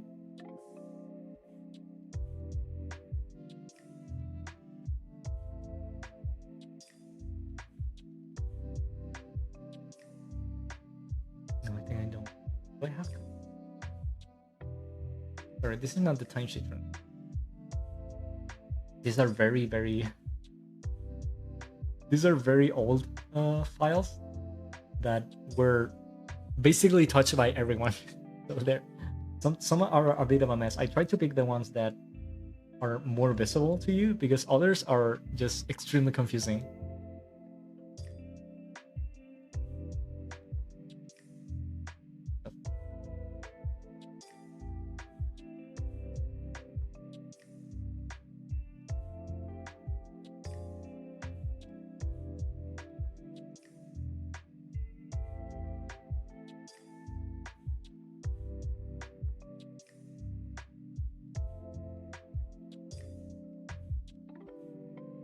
I think I can show you. By the way, I am going to do at least one stream dedicated 100% on timesheets, just so that you don't panic when you have to do timesheets like me. When I began working for Japan, or even like studying to get into Japanese animation, I thought I was never going to be able to do timesheets, but I learned pretty quickly, and they're very easy, so don't worry. But yeah, I'm going to do 1 or 2 streams specifically centered on timesheets, so that you guys learn how to do them without problem. Okay. Close this one. Some other.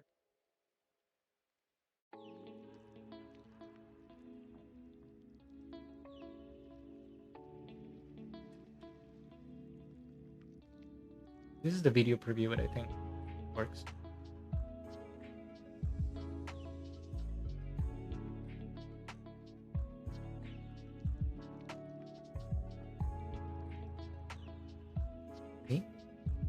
Oh, one of the things I should talk about is books. You will see this a lot in layouts and stuff, and you will use them a lot too. Book. You'll see this written all over the place. What are books? Books are layers that are not cells, basically. You have the cells, which are the layers here in the timesheet, that are the layers where you draw your characters and everything that you're animating, basically. These are cells. But you also have books, which are layers that are made by the background team. They're basically part of the background, but they are not attached to the background.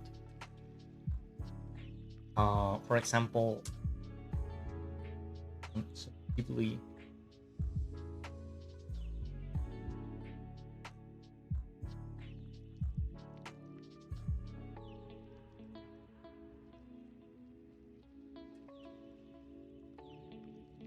Here, for example, you have the background, which is the sky, but all of these clouds are moving, so you have to move them apart from the background, and they are books. They're basically clouds that are painted by the guys that do the background, but they are on a different layer so that you can move them. Same here. You have the background, which is, it even says here, background, which is the ground, and you have all of this all of these clouds are books because you want to move them. They have like indications of the speed that they move and all of that. You generally don't need that now that you're working digitally. We can talk about that at some point, but if you're working digitally, you generally do not need to notate everything like this. I just want you to know what books are layers that are made by the background team, but are not attached to the background. And books are notated like this. Let's say you have A, which is whatever character or something, 1, 2, whatever, and you have something on front of them, a book 1, and you notate it here in between the cells. You cannot do this, like, for example, like put it here, book whatever. It has to be in the middle of the cells. Okay, that's how it is notated, like this. You can have several of them. Those are books. In Western animation, we call them OL, like overlay, or UL, underlay, and that's basically, it's basically the same, but in Western format. Those are books.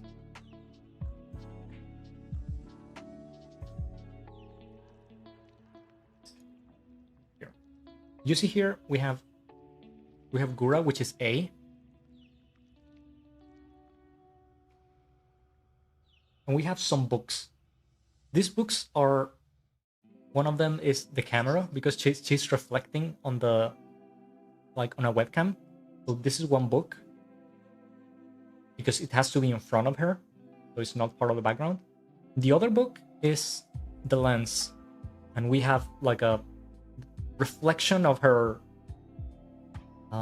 room that like overlays over her. It was a bit complicated to figure out how to do it, but we eventually used books to use it to do it.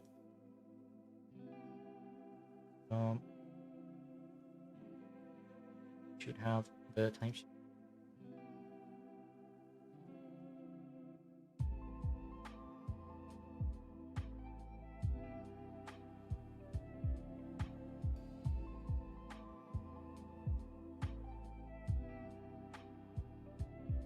Gura music video, that's 54. Duration 1 second, and the name of the animator. And here you have A is Gura. Here is all of her key poses, and we have the books that are notated in between the cells. Now, I don't remember exactly what books are which. Should probably...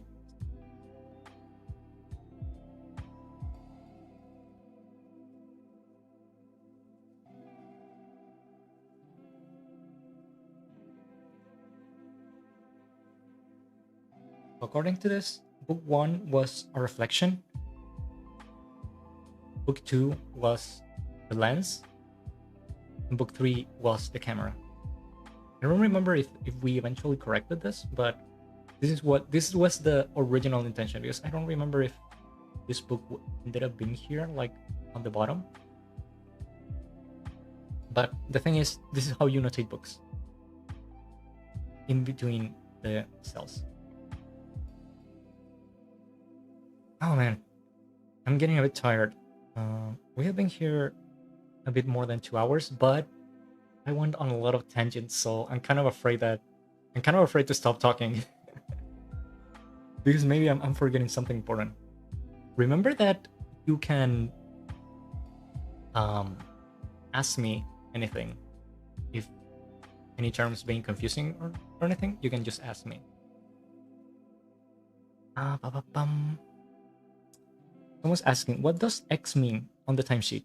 X mean that there's nothing there in that specific frame. For example, Gura appears in this cut in frame 5, but before that, Gura is not present, so there's no drawing for the first 4 frames. So when that happens, from the beginning, you begin with an X, and you extend a line until the cell appears. You can do it the other way too, to make things disappear. Yes. 1, 2, and then after 2, you want it to disappear. You will add an X and make it last for whatever you need. That's what X means.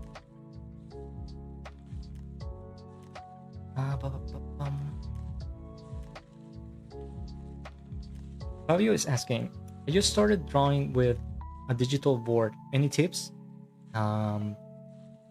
This is my very personal tip, but you should try to draw without pressure if you could, especially if you're doing animation, because pressure is not generally needed, and that will save you a lot of tendonitis. Just not using pressure on your tablet. As I said, that's my personal thing. If you're doing illustration or painting or whatever, you probably need pressure, but for me, just drawing, not using pressure, actually saved me a lot of pain. Does the same goes for fighting effects books? No. Special effects are generally cells, not books. Books are generally just static, or they just slide around. But when you're doing, like, I don't know, fire, explosions, electricity and stuff, those are generally cells.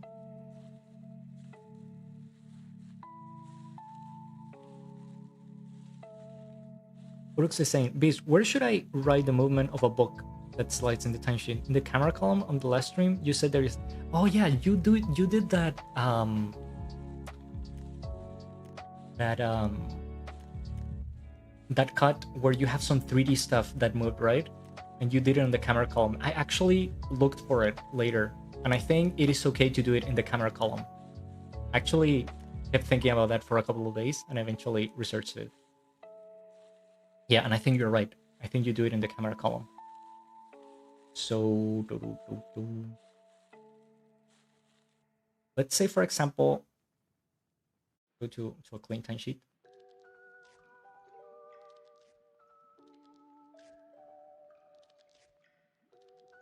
There's several things that you can do with a book. You can slide them, for example, like book 1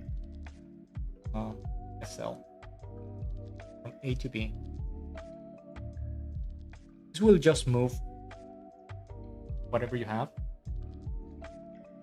from one place to another, like, right? Let's say that you want to transform the book into something else, or make it disappear, or make it appear like from nothing. When you do that, you cannot use the action column because this is only for cells. They said books are here in the middle, 1, but you cannot do anything here in the middle. So in that case, I think the most correct way is to do it here in the camera column. For example, if you want book 1 to stay here for a certain amount of time and then you want it to disappear, you can do book 1. Okay, ignoring this SL for the moment. You just want the book to appear and disappear, you can do this book 1 and do a line like on other annotations. You want it to disappear on after half a second. You can do something like this, and the people in compositing will know that book 1 exists for half a second and then it stops. It's no longer visible.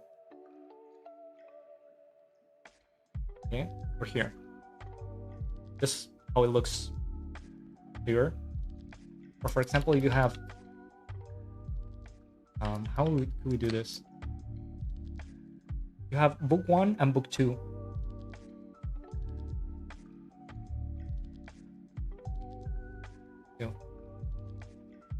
You want book 1 to turn into book 2, or to interchange. You can do this.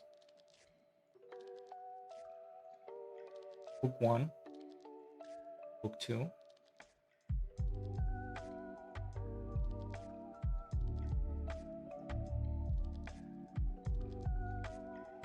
Book 1 exists for half a second, but then it stops. And book 2 doesn't exist for half a second, but then how can we do this? Oh, we can do it like this. Again, this is not exactly the same everywhere, so you kind of have to come up with how it will look. The important thing is to make it clear, and then you can make this last for whatever duration you want, until the end of the cut or whatever.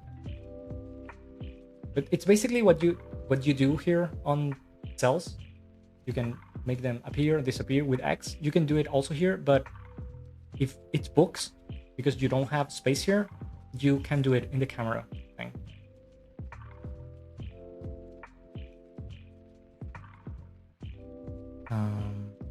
Yeah, so that was an example that we did on the last stream that I wasn't really sure if this was the right way, but after we went through that, I researched it, so I think it was okay the way it was done. Okay. Someone's asking, how many frames per second is usually used in Japanese animation? 24.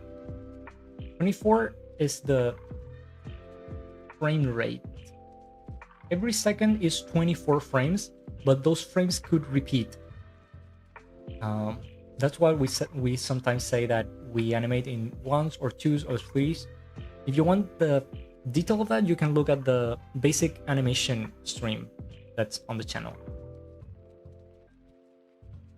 I was saying, surprising amount of info that has nothing to do with camera goes into the camera column. It's kind of unintuitive. Yes, because there's just no more space to do it. For change of books, you would write book hiki into the memo. Oh, that's very useful. I was thinking if there was something to write in the memo, but here it is. You can look in the chat. There's actually a notation for that. It's very unusual though. I don't think I had to do it before on the hundreds and hundreds of cuts that I've done. Like do a book interchange or something, but there is a notation for that. So yeah, again, there's hundreds and hundreds of notations that you have to know at some point, but you can learn them bit by bit. Okay, what else do I have to you? If you guys are tired, you can you can just let me know too. It's been 2 hours and a half. I generally don't go further than 2 hours. They said I went on big tangents talking about other stuff.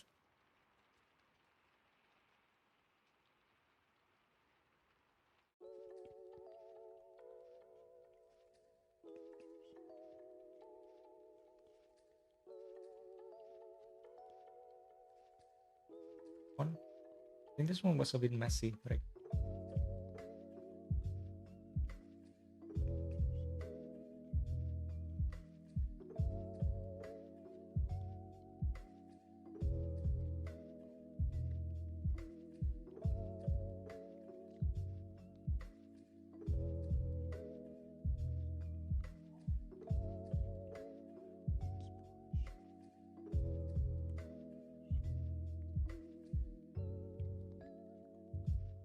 this is cut 23. And search for it here.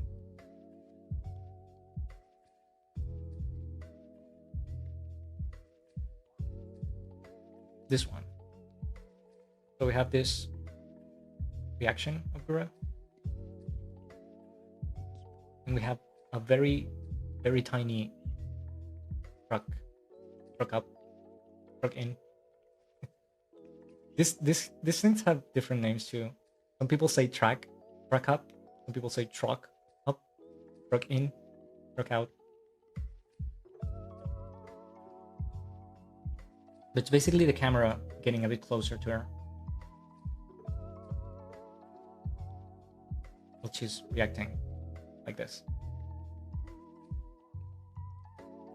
Again, here in the storyboard, I'm not giving you any indication of the layers that you're going to use or how you're going to separate all of this. I'm not even giving you like explicit instructions of the background, because if you read the storyboard, you know that this is the background because it's the same scene, you see? So the person that's doing the layout hopefully read the storyboard and knows what the background should be. Background should be around here. Focus. Yeah, you see, it's this wall with a t-shirt.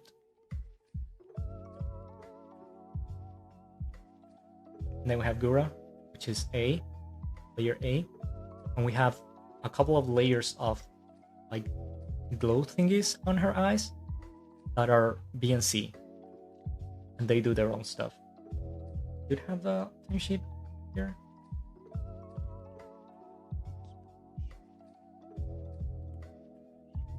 again, a pink timesheet.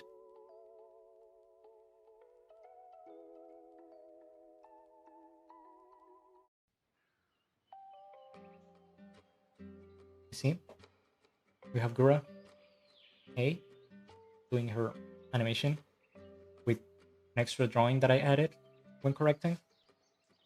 And on top of her, the glows on her eyes. This one has a special notation, which is abure, which is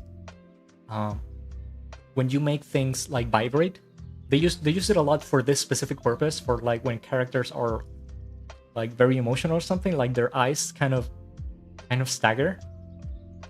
It is it's generally this notation, and you're basically telling the people that it's going to do the cleanup, that they have to retrace whatever they're doing, like the glows on her eyes. They have to retrace it and make them double, so that you have two versions of it that are very, very slightly different, and you can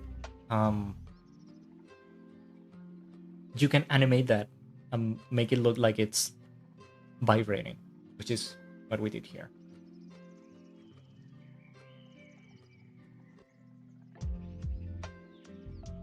You see, you don't even have to show it in the storyboard, like the actual vibration. You can just write it here with annotation. That should be enough for the instruction.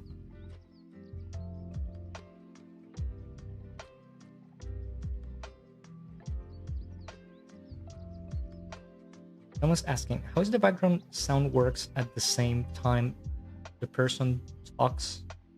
Timesheet. Oh, I see. Sometimes if you have something happening in the background, like some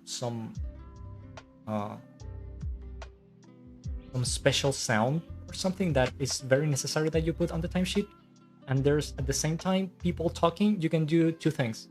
You can prioritize one of them or show them both. I've seen some timesheets do this.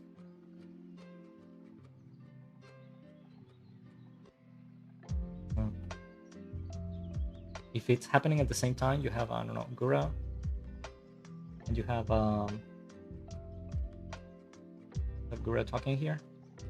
Oh, and you have some special effects here happening here, and you just divide this. Then I don't know, Gura stop talking, but this continues. I've seen some timesheets do this. Again, not all of this stuff is 100% standard. There are some things that everyone does the same way, but some others that it's enough if you're clear on your intentions, okay? The manuals that I'm going to give you a bit later should be enough to start, at least, so you know the basics of notations and stuff.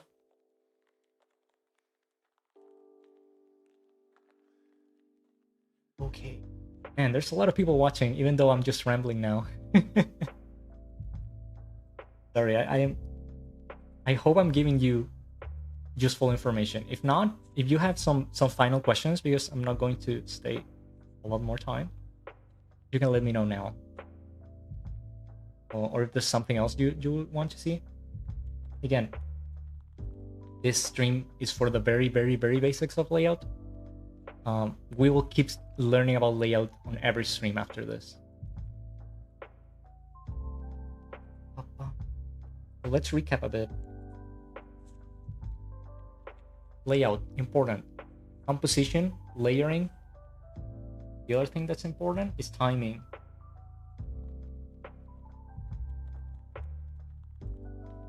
You will always get the duration of the cut from the storyboard or the timesheet. What do I mean by that? You're lucky.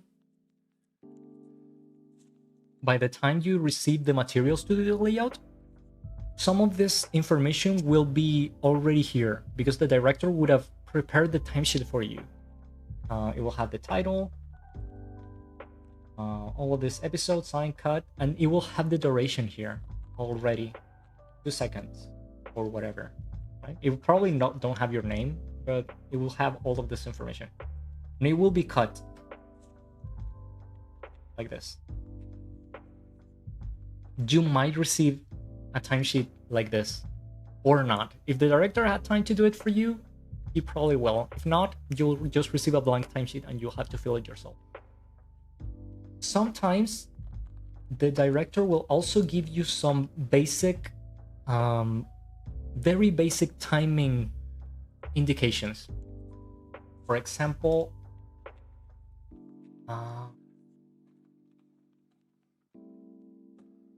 this cut in the storyboard, cut 23, it has two panels because it has two main actions.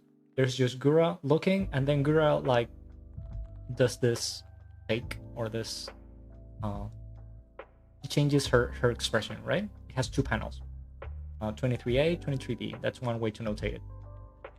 Sometimes the director will have an idea of the timing this should have.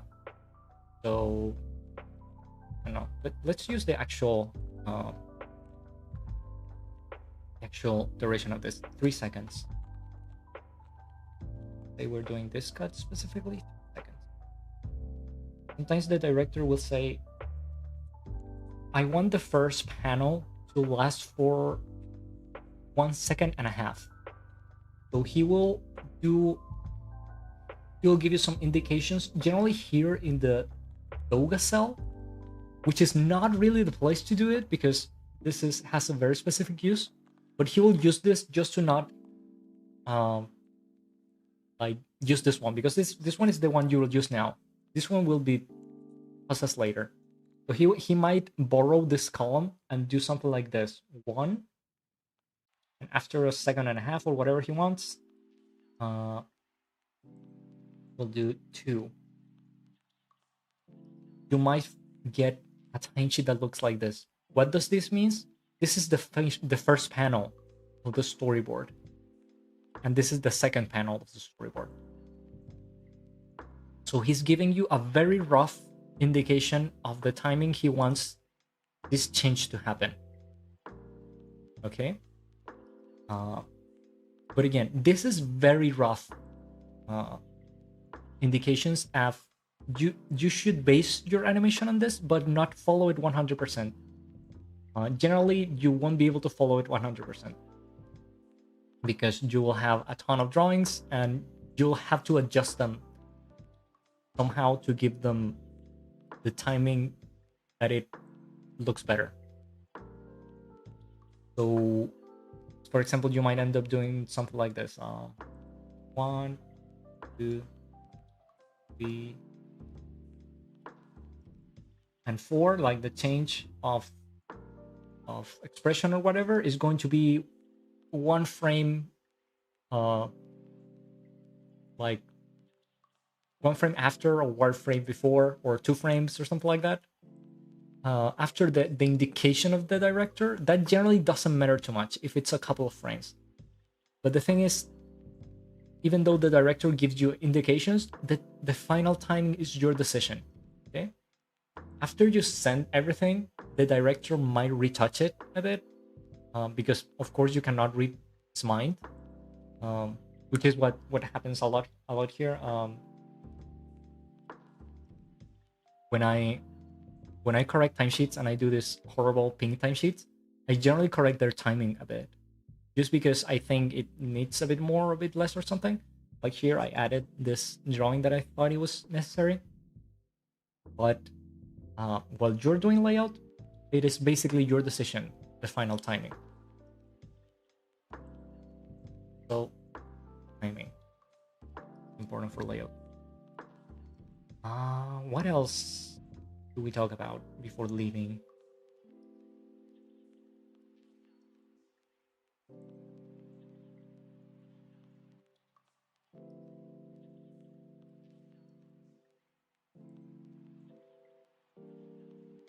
We already talked a bit about sete. I have the original Gura setes here, which are something that you have to receive when you're doing layout.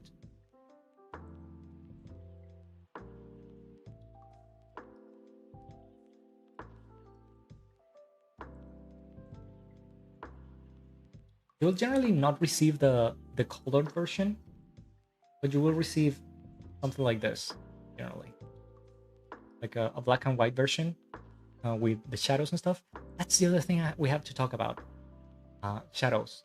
A lot of people ask if they should do the shadows on the layout, or if they should do them on every pose and all of that. Here, for example, you see this animation? Here, this drawing has shadows, but all of the other drawings do not. So how do I know which drawing should have the shadows? It's basically the most important drawing in terms of both narrative and composition. That's the drawing, or the drawings if the character moves a lot, the drawings that should have shadows and highlights and stuff. This cut, for example, she doesn't move too much. She basically stays in the same way. So this person decided to do the shadows on the first pose. He could also have done the shadows on the final pose. It would have been the same because the light doesn't change. She stays in the same place. But for him, the most important pose was this one. So he did the shadows on this one. What other example do we have? Example with more poses. Yeah, I already show you. For example, when we were, yeah.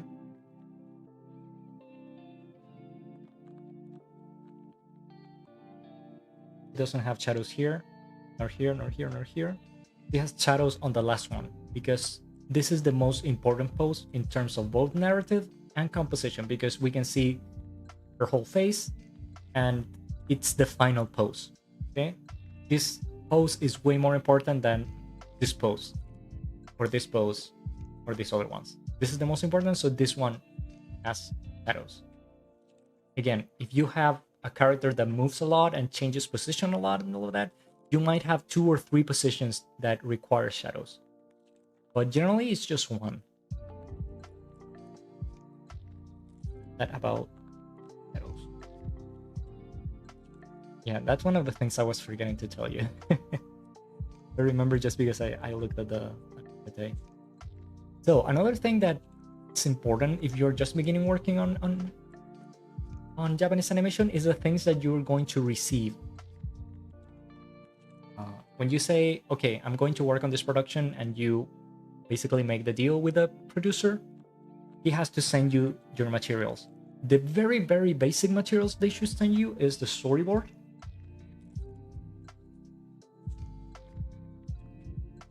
or the ikonte, which is how they call them in Japan. They should send you the dete, or model sheets.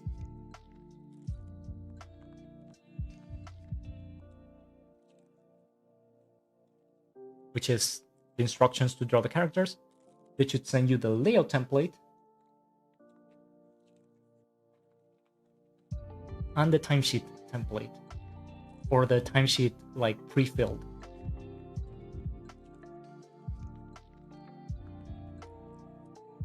You have to receive all of this stuff.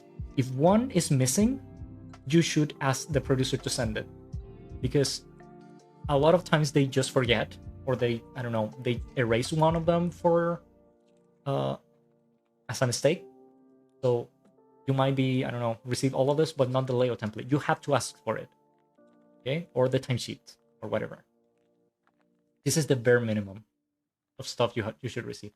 Apart from this, you could receive a lot more stuff. You could receive extra drawing instructions, for example. I don't know, sometimes a studio likes to do hair highlights a specific color or with a specific line, and they'll send you a an instruction to do that, and that might be like that might come along with the sete, for example. What else you can get? One thing I like to ask um, the studios now when I work for them is that they send me Sakan and Soul Sakan drawings from the production if they already have them, which are the basically the drawings that are already corrected. So I asked for those so I can see how the characters are going to look in the end, because sometimes there's differences between the sete, basically the model sheets of the character, like this, and how the animation directors are correcting the characters. Sometimes they look very different because I don't know, the animation director decided that he likes to draw the character the other way. So I asked for those drawings so I can see what's actually happening. Like, because sometimes you try to do this on model a lot, and you try to follow this model very strictly, and then you receive the corrections and you see that the animation director changed everything because he just draws the character differently. And that has happened to me a lot. So now I ask them to send me those finished drawings so I can see actually how the character is going to look at the end. Sometimes they say yes, sometimes they just forget to do it, but I always ask. You might want to ask too. It's very, very useful. I remember for when I worked for One Direct Priority, they sent me like 2,000 drawings of the characters I had to animate, and that was very cool. I still have those files. Very good drawings, like very, very good references. Sometimes they will send you like just 4 or something like that, and it's very sad. But sometimes they'll send you a lot, and it's good for collecting too.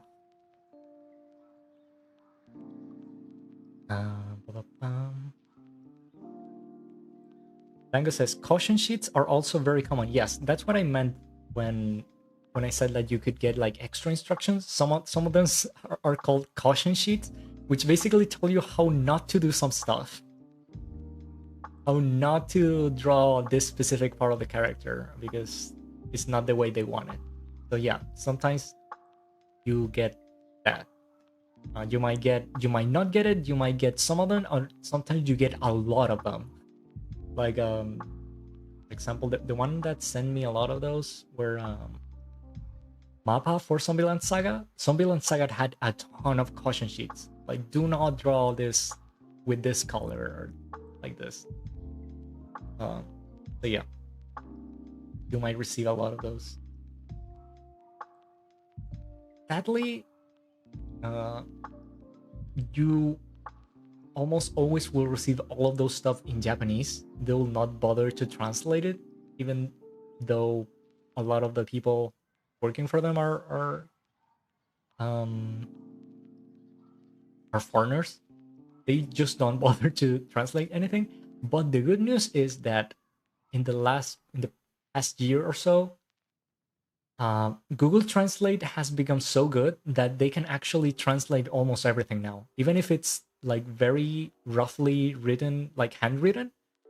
You can actually translate that now with Google Translate, and it works. So I'm very happy about that because now I can actually read stuff that wasn't possible before, and that's very recent, like one year or 6 months, the last 6 months or so. Google Translate has improved a lot, so you can just take your phone and use Google Translate on your camera, and it will most likely get what's written on all of the instructions.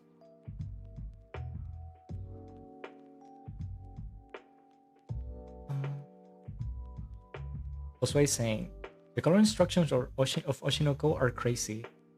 I imagine. I haven't seen those files yet, but looking at the final product, I imagine they have some crazy instructions. Oshinoko is it Cloverworks? I don't remember the studio.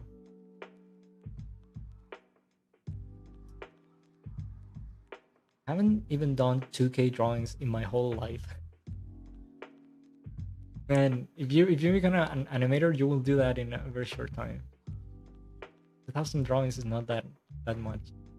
What you could do is follow the exercises that I give on the drawing um basic drawing stream here in this channel. And if you follow those exercises, you can do 2K drawings in a week. Like you can fill that quota very fast. Pachinoko is Dogakobo. Oh, Dogakobo. Oh, I kind of surprised. I think it's not the style that I expected for that. I thought it was Cloverworks. I was saying I want to learn how to use charts of timing and spacing. Can you please suggest any beginner tutorial? Yes, you can look at the basic animation stream in this channel. There I explain everything of spacing charts. I think I could just show you now. Here's the thing, and one of the things that a lot of people get confused about. Anime, like Japanese animation, doesn't use spacing charts. They don't use timing charts. They use spacing charts. Because the chart that goes from, I don't know,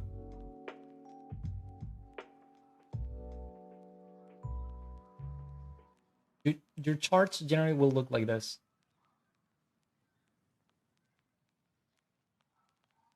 And this will be, I don't know, drawing a. When you see something like this is basically the only thing that that Japanese animation will give you. It basically means that A2 is here and A1 is here. And in between those, you have two in-betweens. But this is not telling you any information about the timing of where to put this in-betweens. It's just telling you the spacing. It's just telling you that you have one in-between that should be right in the middle, and this in-between should be in the middle of these two.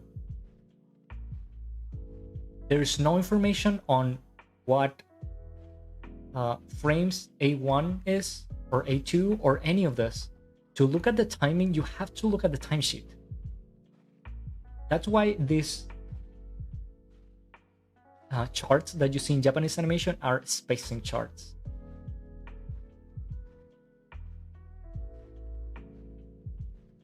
Not timing charts, as many people call them. A lot of people just call them timing charts, but they are not timing charts. Now, do timing charts exist?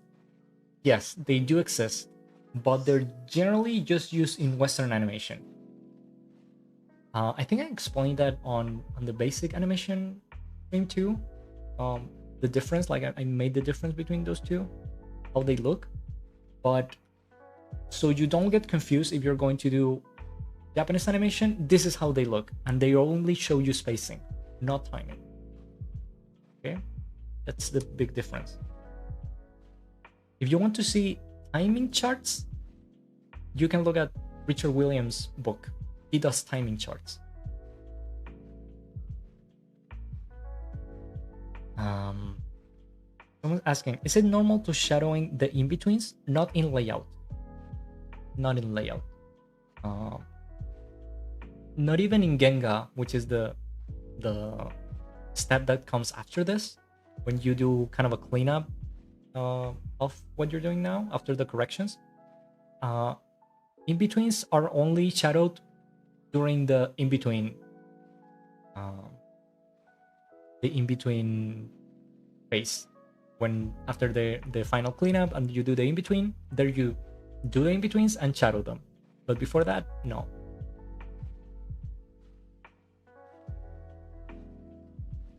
I was saying, but most importantly, Oshinoko character designer and animation director is Kana Hirayama. Yeah. I'm not sure what he has done before. As I always said, like I always get a bit confused with the Japanese names, but I'm pretty sure if I I search her, I'll recognize other animes from her.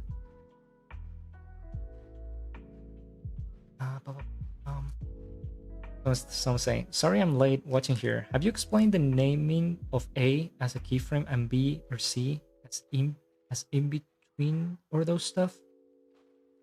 I'm more confused as to what those mean usually.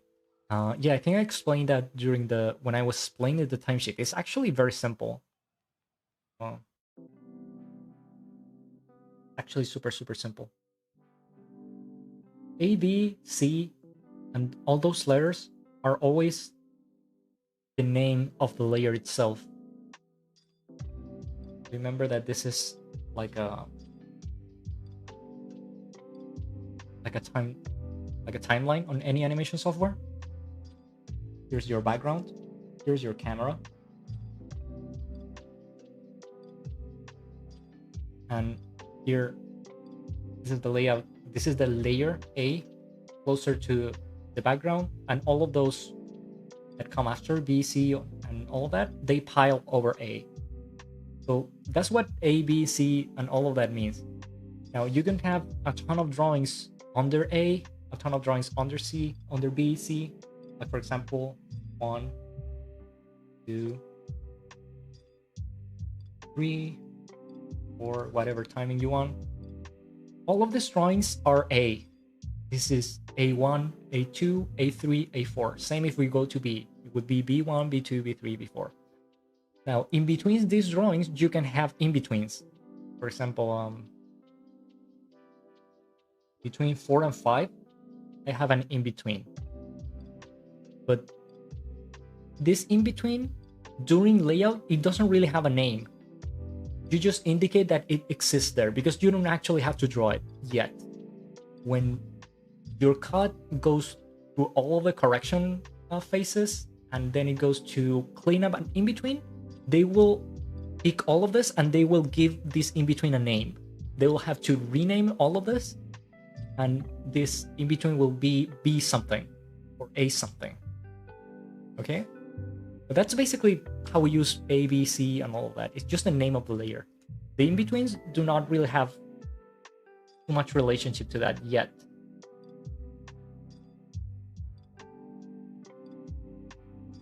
So only in the cleanup, this is about the layers, the shadows on the in-betweens. Yes, only during in-between and cleanup do in-betweens get shadows. Unless we're talking about like something very specific, like an in-between guide that has some special shadow that you know that the people after you will not be able to guess. You might have to do an in-between guide with specific shadow, but that's very, very uncommon.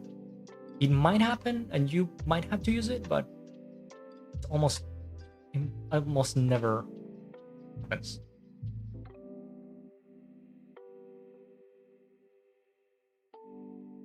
Someone's asking, since this was a spacing chart, what do you mean by in the middle of A1 and A2? Like we have to draw the next in between in the middle of those two keyframes? I don't know if the question makes sense or not. I think you should watch the basic animation stream, because there I took a lot of time to explain all of this. I think if I begin explaining it now, like at this point, I might just confuse you more. So take a look at that. I think I explained that better there. It might be a bit clearer.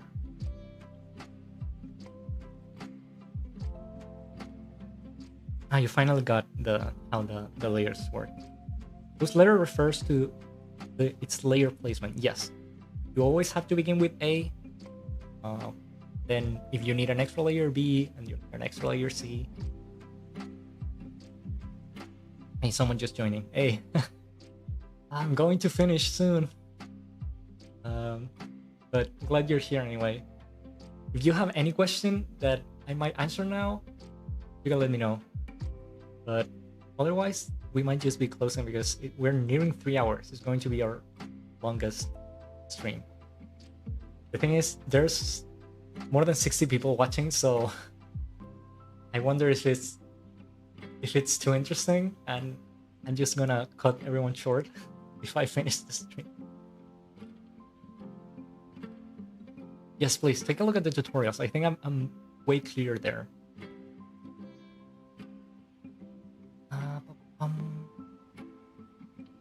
What else? What else? Any questions? Any final question, guys? Like I said, we'll probably the next stream.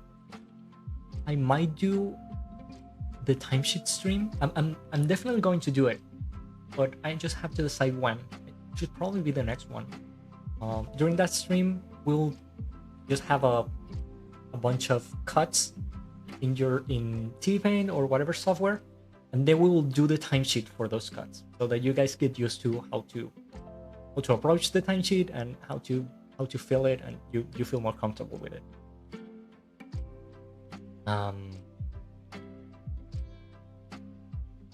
What else?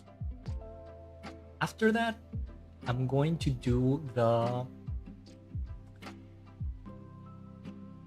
Genga stream, which is the next important phase of animation that you should know, which is basically after the director and the animation director correct your layout, they'll send you all of that information back, and you have to implement those corrections and clean up your animation a bit.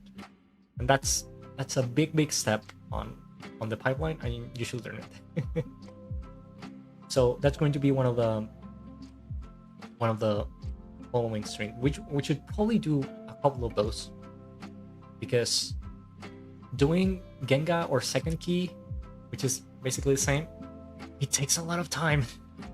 It's way longer, like, in time than doing layout. Doing layout is pretty simple. If the cut is simple, you can do a layout in 2 hours, or I don't know, 4 hours, something like that, if it's not that simple.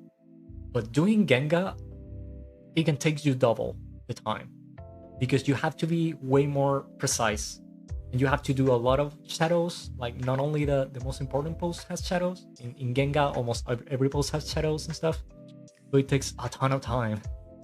So we should probably do a couple of streams about Genga. The good part is that Genga is actually pretty simple. It just takes a lot of time. It's easy to do. You have to think less than while doing layout.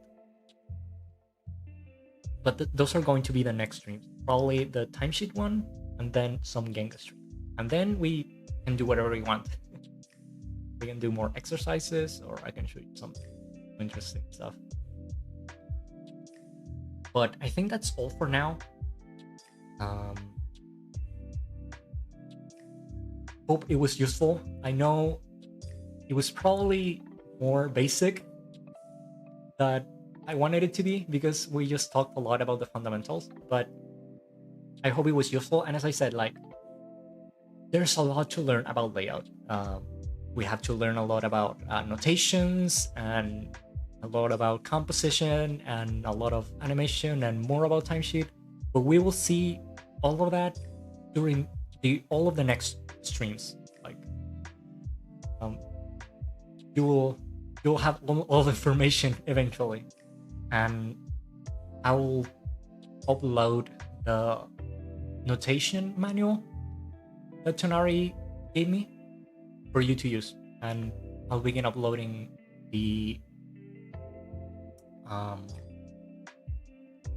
materials I'm using, like the timesheet and the layout template, and all of the cuts too. So you can go through them and really learn how they are made. Like, not only watching me like go through them, you can download them and use them however you want. Okay, I'll let you know when that happens. Okay, I think we're pretty much done. You guys have any final question? I'm gonna say, save a frame starts on frame 10 for cell A. How do I notate that? If your frame starts in frame 10 in A, like this. You're in A, and your drawing starts in frame 10, like here. We will assume that there's nothing here, right? Like the layer is activated in 10. So if there's nothing here before, you begin with an X, and then you do a straight line until the first drawing appears. That's how you notate it. And after this, you do 2, 3, whatever you want. But that's how you notate it when there's nothing before and your cell gets activated at some point during the timesheet. Okay, guys. It's been 3 hours, so we should leave.